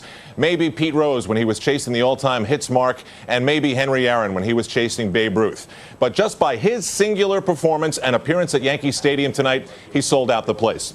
And now Hideki Irabu will be joining us in our studio in a moment, and we'll be miking him up and getting a chance to talk to him. We'll get some quick thoughts upstairs with Ken Singleton and Bobby Murcer. Guys? All right, thank you very much, Ali. It was quite a debut for Hideki tonight. I mean, it was unknown for just about everybody. All we knew about Hideki Irabu was the fact that what we read in the paper, what people said, but he turned out to be for real. Yeah, we saw him a little bit on video, but it's nothing like seeing the real thing in person. And the Yankee fans tonight who turned out at the ballpark did see the real deal, I thought. 9 strikeouts in 6 2/3 innings. I was impressed mostly by his control. The fact that he could get the ball over the plate with authority, making so many first pitch strikes, particularly particularly early in the ball game. I think that he had some problems when he got to working from the stretch, and he wasn't quite as sharp. That's something he's going to have to work on. But out of the windup, he was just terrific, and he had these Tiger hitters just going back to the dugout time and time again. You know, I was most impressed with his poise tonight. I mean, he didn't seem to be overly excited. I mean, the much anticipated press, I mean, there were over 300 media here tonight, and this game was televised to about 40 million homes around the world. And he didn't seem to be really fazed about all. He looked like he had a lot of confidence in himself. He wasn't sweating. I mean, he was out there doing his job. In the first 2 innings, he strikes out 4. You know, the thing about him, all those success that he had in Japan, I think that you can't translate it as to what's going to happen here once you reach to the major leagues. And if he continues to pitch like this, he's certainly going to translate into something big for the Yankee rotation. And I think that's something they can look forward to in the second half of the season as they try and run down the Baltimore Orioles. All right, talking about translating, Al Tragwell has Hideki Irabu and the translator. Let's go down and hear what they have to say. All right, Bobby, the man, Coda here, good enough to join us. First of all, congratulations, Hideki. Thank you very much. The dream to pitch for the Yankees, he has had it for so long. I wonder what it was really like to live it as opposed to what it was like to dream it for so many years. ヤンキーズでプレーする、ピッチをするっていうことに関してのこの夢というのは実現しましたと。その実現がものとなったときに、どんな形、どんな感想を抱きましたでしょうか。まあ正直なところ、まあ今までのまあここに来るまでの経過っていうんですかね、そういうのがこう一瞬こう頭の中をこうよぎってきたですね。はい。It's like all the things, all the ordeals and the problems that he had to go through to get up on the mound went through his head, went through his mind like a flashback. Was he nervous when the game started? ゲームが始まった時にはちょっとやっぱりナーバスになってました。そうですね。まあその中で、まあ監督さんからは、まあ自分の持ってる本来の投球以上のものは出ないっていうふうに、まあゲームの前から言われてたし、やっぱりそう、まあゲームの中で緊張感で自分を見失いそうになった時にも、チームメイトが声をかけてくれて。Before the game, Joe Torre told him that don't try to overdo what he's not capable of doing things, and of course, as you can tell, he struggled a bit out there. But his teammates and everyone supported him, and a bit of nervousness was there. Yeah, Coda, we are going to, and Hideki, we're going to take a look at your windup and delivery. Can you describe what is the most significant thing he thinks about that leads to his success on the mound? Something about his windup. そのワインドアップを自分で見て、どれがそのイラブ秀樹のその成功の秘訣になっているかっていうのを軽く、表現してもらえませんでしょうか。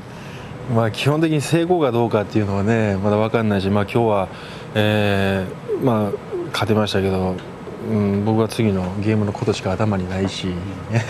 Rather than describing about his form, and he is not really successful yet, so all he's thinking about is the next game now, and he wants to do a lot more better. What will be better next game, Hideki?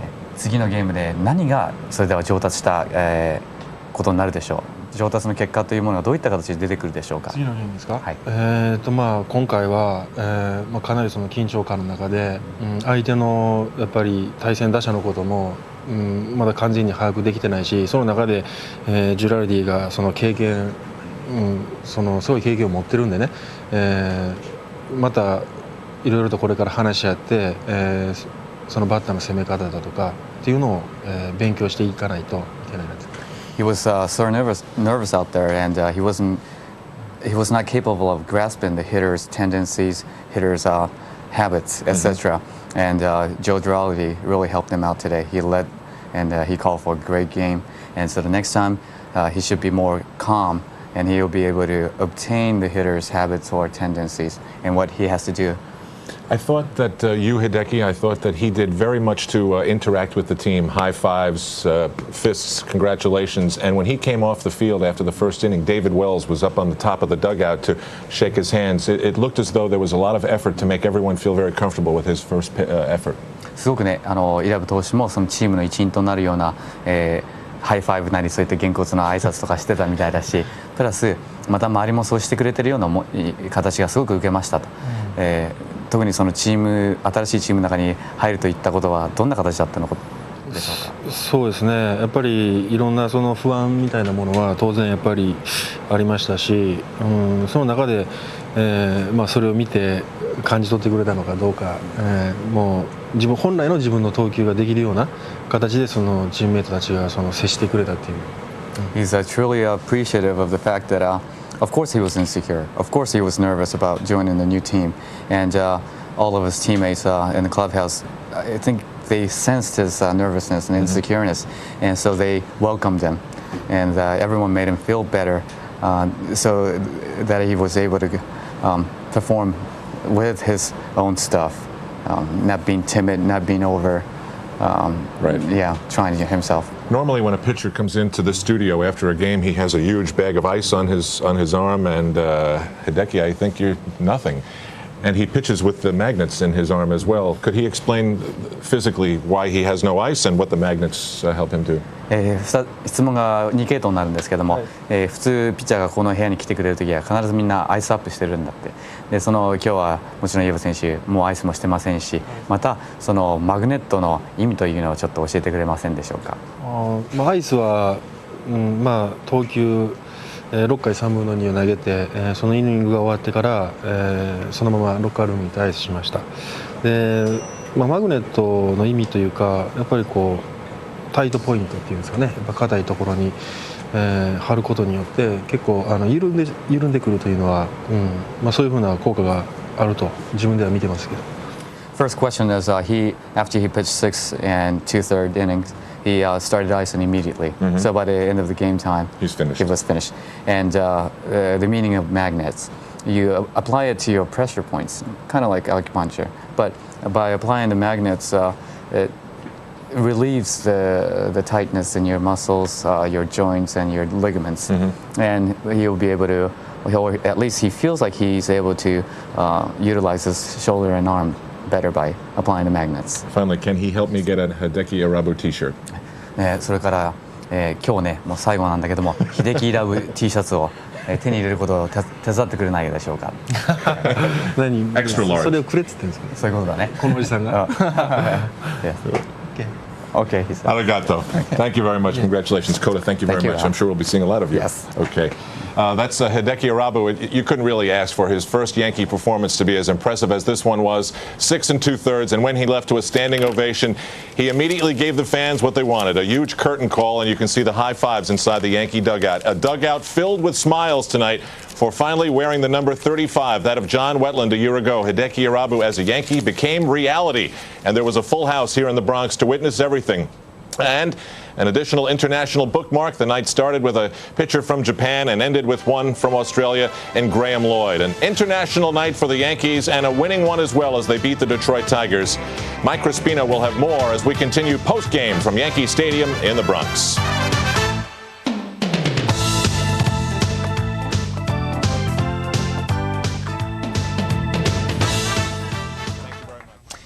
All right, thanks very much, Al, and we will give you the highlights again of this marvelous night of baseball in New York. Hideki Irabu makes his debut, and he does what everyone thought he could do, at least the Yankee coaches and the Yankee Brain Trust who've been watching this man pitch his way up through the minor leagues. A couple of small blips in the screen during his minor league stints, that was holding runners on and balking a couple of times. But tonight, none of those problems, really, although he was not quite as effective out of the stretch. Irabu went 6 2/3 innings, and he struck out 9 impressively, and he looked as if he could strike out a hitter when he absolutely needed to. One of the qualities of a starting pitcher in the major leagues to be successful. Let's go to the highlights right now and go back to Yankee Stadium at 7:30 tonight. His arrival, he starts against the Detroit Tigers. First pitch in the majors is a strike to Brian Hunter. The fans start to get into it. Still arriving. Later in the first strikeout comes, took something off. It looked like a split finger, a little bit up in the zone on the outside of the plate, but he strikes out Bobby Higginson, who had been red hot. 2 outs in the first. Girardi flashes the sign. Irabu's splitter, a lot like Ron Guidry's. He can throw it in the 90s. Cone throws at 88 miles an hour. Clemens in the mid-80s. This man can throw it in the 90s. Later, top of the second inning, he gets Bob Hamlin, and the K's come out. The multilingual K's, that is. Finally, the Tigers break through in the top of the third. They got a couple on with nobody out. Devi Cruz at an RBI single to left, scored Curtis Pride, but the Yankees gunned down Raul Casanova at third, and that prevented further damage.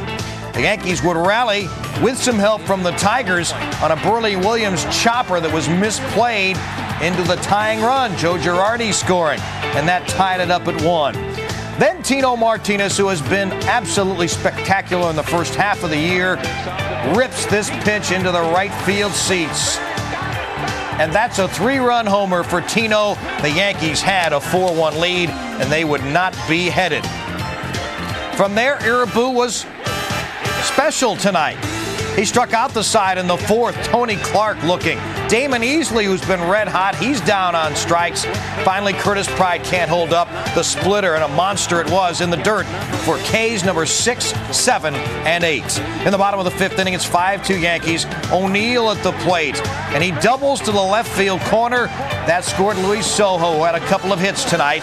It's O'Neill's 28th double of the year. He leads the American League in that category. Charlie Hayes, comebacker, fumbled by Jose Bautista. Yes, the Yankees had a lot of help from the Tigers tonight. He missed the bag. Martinez scored. That made it 7-2 Yankees. In the top of the sixth inning, with Mel Stottlemyre, Don Zimmer, and Joe Torre probably thanking their good fortune, Charlie Hayes made a spectacular play, off balance, in time to get Casanova. Yes, Mr. Irabu was happy that he has defense like that behind him. Derek Jeter had a perfect night tonight. He singles to center field. The bullpen was horrible, as usual, for the Tigers. They walked in 3 runs in the inning. The Yanks blew it open 10-2. Irabu, I should say, came out in the 7th inning. Got an out on the ground ball to Luis Sojo. Brian Hunter, 4-3, the recording of it. Then Joe Torre came out to get him, to give him a special New York welcome as he left the mound tonight after a special performance. 98 pitches for Irabu. He threw it at 96 miles an hour at some points. Allowed 5 hits, 2 runs, struck out 9, walked just 4. And as you can see, the Yankee Stadium crowd was electrified by this man's performance. We will have much, much more on this special edition of the Yankee Postgame Report from Yankee Stadium. And here in our studios in New York, we'll go back to Al Trotwig. Michael Kay will join him in a few moments. We continue on this spectacular night.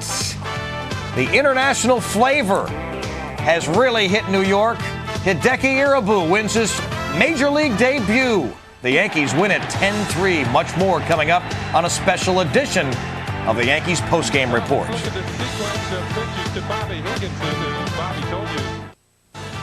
The Yankees gave Hideki Irabu plenty of offense. Tino Martinez's 3-run home run was the difference, and the Yankees hope that every 5th day the stadium will never look the same. There it is in the Japanese letters, 1 for every one of his 9 strikeouts. Meanwhile, the Yankees don't have to deal with him. The Tigers did tonight and failed. Their manager, Buddy Bell, offers this assessment. Felt like he pitched with a lot of polish. He had some poise. Obviously, he had pretty good control. I don't think we swung the bats all that good, but I think it was a combination. But I think it was, I have to give him probably most of the credit. I was impressed with his split, and I also was impressed with the command he had with his fastball. I have no idea what the readings were on his fastball as far as velocity is concerned, but it looked like he had some deception. Now, the Tigers obviously not one of the better teams in the American League, but they can hit. Just ask the Mets pitchers. And something we learned about Hideki Irabu as he dealt with the Tigers hitters tonight is that he's a lot more than a thrower. He comes in with the big headline 96, 97 mile per hour fastball, but he pitches inside, outside, uses the corners. And I'll tell you what, he really trusts his stuff. He thinks nothing of just throwing it down Main Street, challenging the hitters to go for it. Now, before today's game, at about 4 this afternoon, Joe Torre said that he thought this might not be the kind of game where you could judge Hideki Irabu. He gave him the excuse right away for all the hype and all the crowd and all the media and all the nervousness that he would definitely feel. Well, thinking that, you can then say that Hideki Irabu overcame all of that to show that guts that we saw tonight on the mound at Yankee Stadium to deliver the performance that he did. So here's how Joe Torre now sums up his effort tonight just minutes ago. I would think you'd have to be impressed by his poise. That was a lot of pressure out there.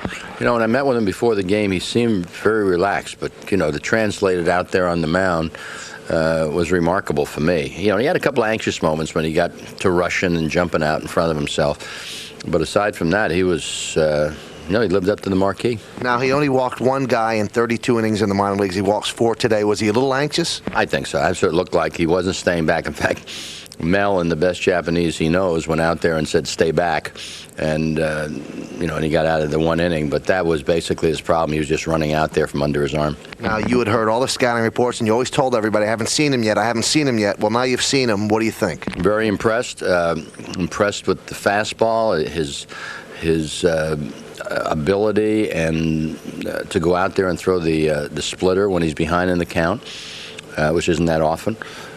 But the number of fastballs he throws impresses me. He has about 2 or 3 different fastballs that, some of them really sneak up on you. Were you taken aback, Joe? I mean, you've managed in World Series now and All-Star games. Were you taken aback by the carnival atmosphere? So many people, so much media. Well, I was just a little concerned about how it was going to affect Irabu, but I'll tell you, he went out there. It was like he's been here for a year. All right, final thing. Could he be a big winner in this league, or is he a good pitcher?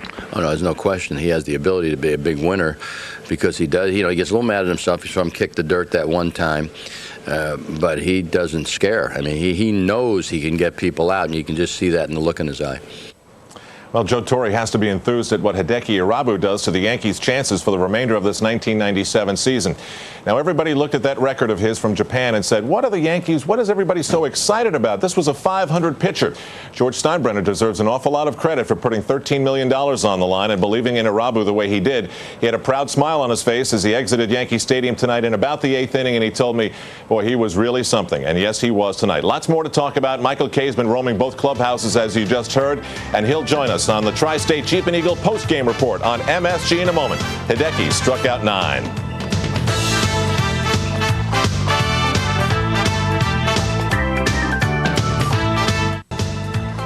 It's often said New York is a big event town. It lived up to that billing tonight. Irabu sold out the place, and the Yankees respond by beating the Tigers 10-3, getting 10 hits in the process. We now turn to Michael Kay's clubhouse report, brought to you by your Tri-State Jeep and Eagle dealers. Hi, everybody. Al Trawick with Michael Kay. Great night. It was so weird when he left the game, though. Everybody split, and the air just went out of the balloon because there was so much energy and excitement prior to that. It was an event night. It really was. And then you say New York's an event town. It really is. They turned out for this. And when he left the game, they left. There were some funny moments in the dugout. It looked as though Torre, Zimmer, Stottlemyre were just enjoying the heck out of this. And then you had Irabu, who seemed to be communicating just fine with David Wells and David Cohn. But when Mel Stottlemyre went to the mound in the 5th inning, I really wish I had a microphone in that conversation to hear what was said by whom and what they tried to communicate. Well, from what I could tell, they were all laughing with each other because Mel was trying his best to say, stay back. That's what he was saying, stay back. And finally, he just said, stay back. And a lot of the Yankees think that Irabu actually can understand a lot more than he lets on. He doesn't communicate it back that well, but he understands a lot. All right, you heard Mike say Irabu. Everybody else on the planet's been saying Irabu. We're going to get to that in a moment. But first, I thought the way the team interacted with him was very special tonight. It looked as though he had a closeness already with these guys. And then you had David Wells at the end of the 1st inning when he struck out 2. And this I thought was significant because he was one of the outspoken ones early on against the signing and him getting all that money. He's up there on the top step ready to shake hands. I think bottom line is that when they find out that a guy could help them win, they really start to integrate him into the fabric of the team. I think it's forgotten now. And if you think about the money that people are making now, the Sheffield and the Sosas at $10 million a year, this guy really over 4 years will make about $3.1 million a year. Yes, the $8 million signing bonus is a heck of a lot, but it's not their money. It's certainly not coming out of their pocket. And Andy Pettitte could actually use that in an arbitration hearing. So could Mariano Rivera. I think they all realize that maybe they spoke out of turn. And if this guy could help them win, the money's going to come back tenfold to all of them. Yeah, the best judges of a pitching talent like this are maybe the pitchers themselves. David Wells told Mike this. Very outstanding, unbelievable. it was a great game to watch, and couldn't ask any better than that. How about stuff-wise? What'd you think about him? He had it working. I need to have him teach me a few things out there. Get that split finger, and the ball was moving a lot. I came in and watched him, and it was very impressive. When he came off the field, you were the first guy out there in the first inning. You seemed to get caught up in it. Was it easy to get caught up in everything tonight? Well, he's our teammate, and you got to pull for him through thick and thin. And it's a great feeling for him to be out there and for us to watch. And he's going through something that only another guy that I know of done what Nomo did, and he's out there by himself. He doesn't know a whole lot of English and doesn't understand a whole lot from what I understand. But, it's just a great thing, and, give him a warm welcome. I think that should make him feel good.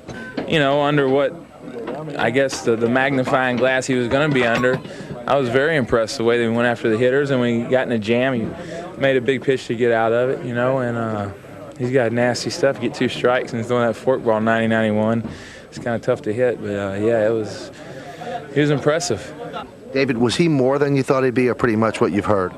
Well, no, there's no doubt he knows how to pitch. He spotted his fastball very well, and he seemed to have the ability to add a little bit when he needed to. And, of course, that splitter was devastating. It was right off the table and just seemed to disappear. Now, you've seen it all. Would that have been a tough crowd for even you to handle? I mean, that was a lot of pressure. No doubt about it. I mean, he passed the test with flying colors, a sellout crowd, and it's been his lifelong dream to pitch here in Yankee Stadium, so he was a little bit nervous. And he was so poised. He seemed to be in command the whole way. You see a good major league pitcher out there or a big, big winner?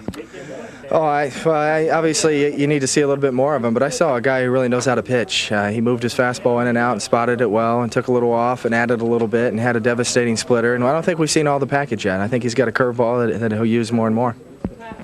Mike, David Cohn was one of the Yankees who said, when he comes in, he'll take so much of the pressure off of us because everyone will focus on him. They won't be worrying about anything else.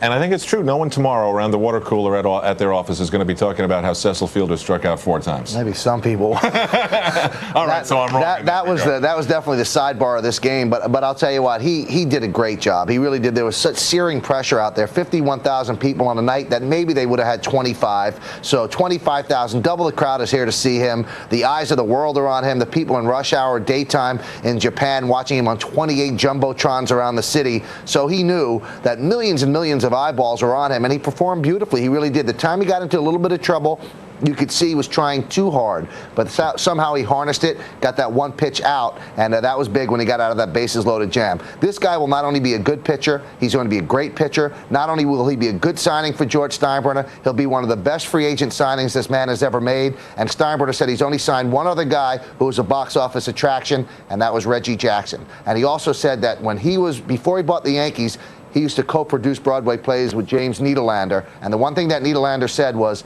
you need stars in New York. He's got a star. Big time.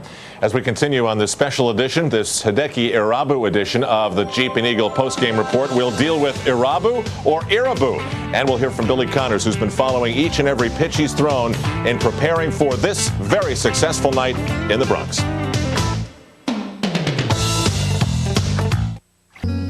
To new heights.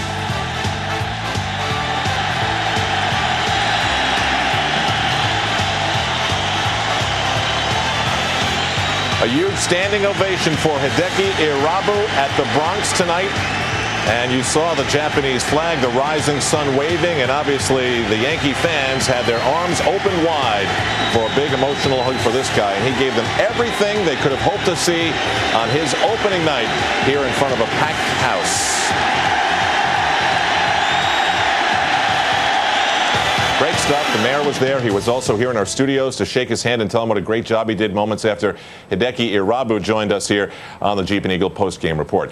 Now, Mike has been calling him Irabu. Everybody else on the planet has they have been calling him Irabu. And now suddenly you walk into the stadium today and there seems to be a difference. How did this unfold? What's your best theory? Well, my best theory is that I had heard from a couple of people, friends of mine, Steve Levy at ESPN, that Dan Patrick and Keith Olbermann were calling him Irabu, and they insisted that was the way it was pronounced. So Levy said, you guys have been saying Irabu, what's right? So I said, well, I'm going to go to the source. Before the game, I went to Hideki and his translator. I said, well, how do you say it? And the translator said, well, you could call him whatever you want. I said, no, that's not how it works.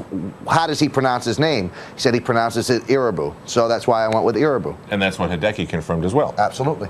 Well, then I guess from this point forward, we should be compelled to say Hideki Irabu here in our coverage of Yankees baseball on MSG. However, we're going to have to get to Bob Shepard, the longtime voice of Yankee Stadium, who, when he introduced him to the crowd here tonight, said Hideki Irabu. So we're not quite done yet, are we? If Bob Shepard says Irabu, you really got to can't argue with it, right? Did you? I had some great images and memories of this night. When he first walked onto the field to go out to warm up in the bullpen, it was a gorgeous night. The sun was shining. The crowd had that goldeny look to it. And suddenly everybody realized what was happening, that this guy that they had come out to see was about to make his way out to the bullpen. And this huge ovation just whipped around the stadium like a wave. It was a really neat moment. It was like a wave. And I felt an even neater moment was after he gets the standing ovation. He goes into the dugout and greets his teammates. He comes out and he tips the cap. So he's got a little Broadway in him. He's a showman. And we've heard this, that in Japan he really knew how to play to the crowd.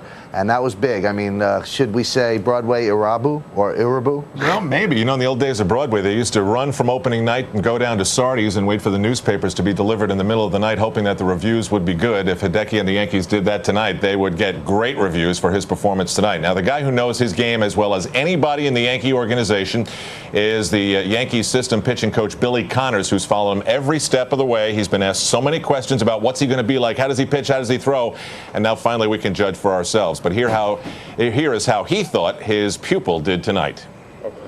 Billy, what was your take on Hideki tonight? Well, I thought he did an outstanding job. First time out, and always a little nervous, and he went out there and just gave everything he had, and he got tired at the end. Meant, you're seeing a special kind of a kid. Now, do you think, Billy, that this is a good major league pitcher, or could this guy be a great major league pitcher? I think he's above average. I think he can be above, a lot of the guys in the league. He's just getting his feet wet now, but if he settles down, and he's got to throw all of his pitches, and he's going to be a heck of a pitcher. Were you impressed with the way he handled the crowd, the whole scene with all the media?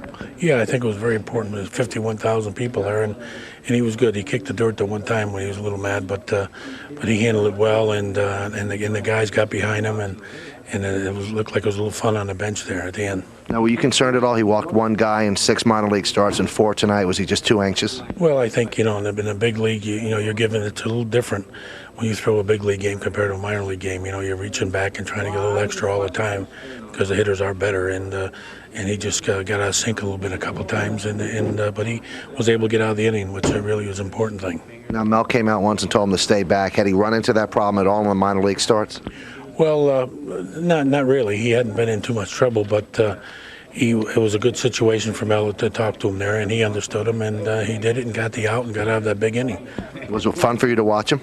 I saw Zimmer and Joe and Mel laughed on the bench. I was inside in the locker room. My shirt's soaking wet, so they had a lot of fun. I was pulling for every pitch. It was like oxygen.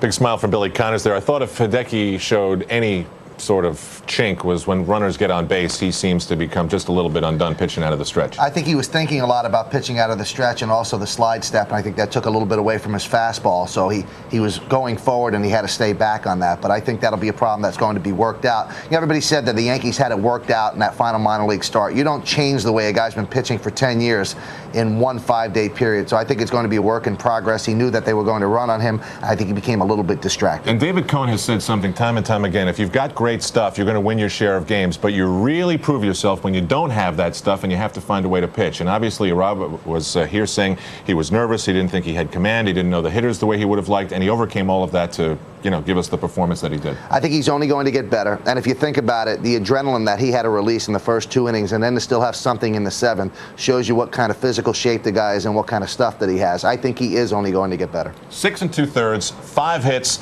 maybe a few too many walks, but 9 strikeouts. We'll be back and we'll hear from the man who caught him for the first time, Joe Girardi. You're watching MSG.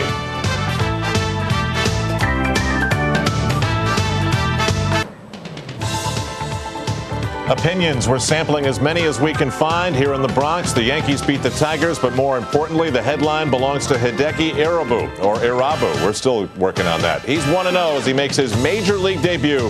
He dreamed about wearing pinstripes in New York, and he did get his dream to come true. Now, another man who knows quite well what his stuff was like is New York Yankee catcher Joe Girardi, who was asked whether he thought his Yankee teammates rallied around Irabu to make him feel as comfortable as possible. Well, I think the guys were rallying behind him before the game and before he even got here. But we got caught up in the crowd just like just like the crowd did.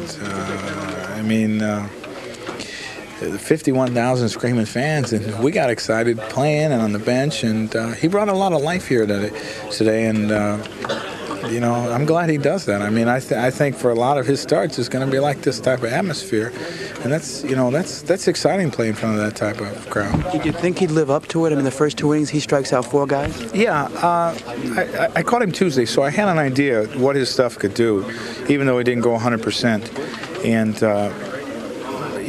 my biggest fear was the first inning. I knew if he could get out of the first inning, I thought he'd be okay. When he threw a down and away strike to Brian Hunter the first pitch, I knew he was going to be all right. You mentioned that it's some of the best stuff you've ever seen. That's quite a compliment.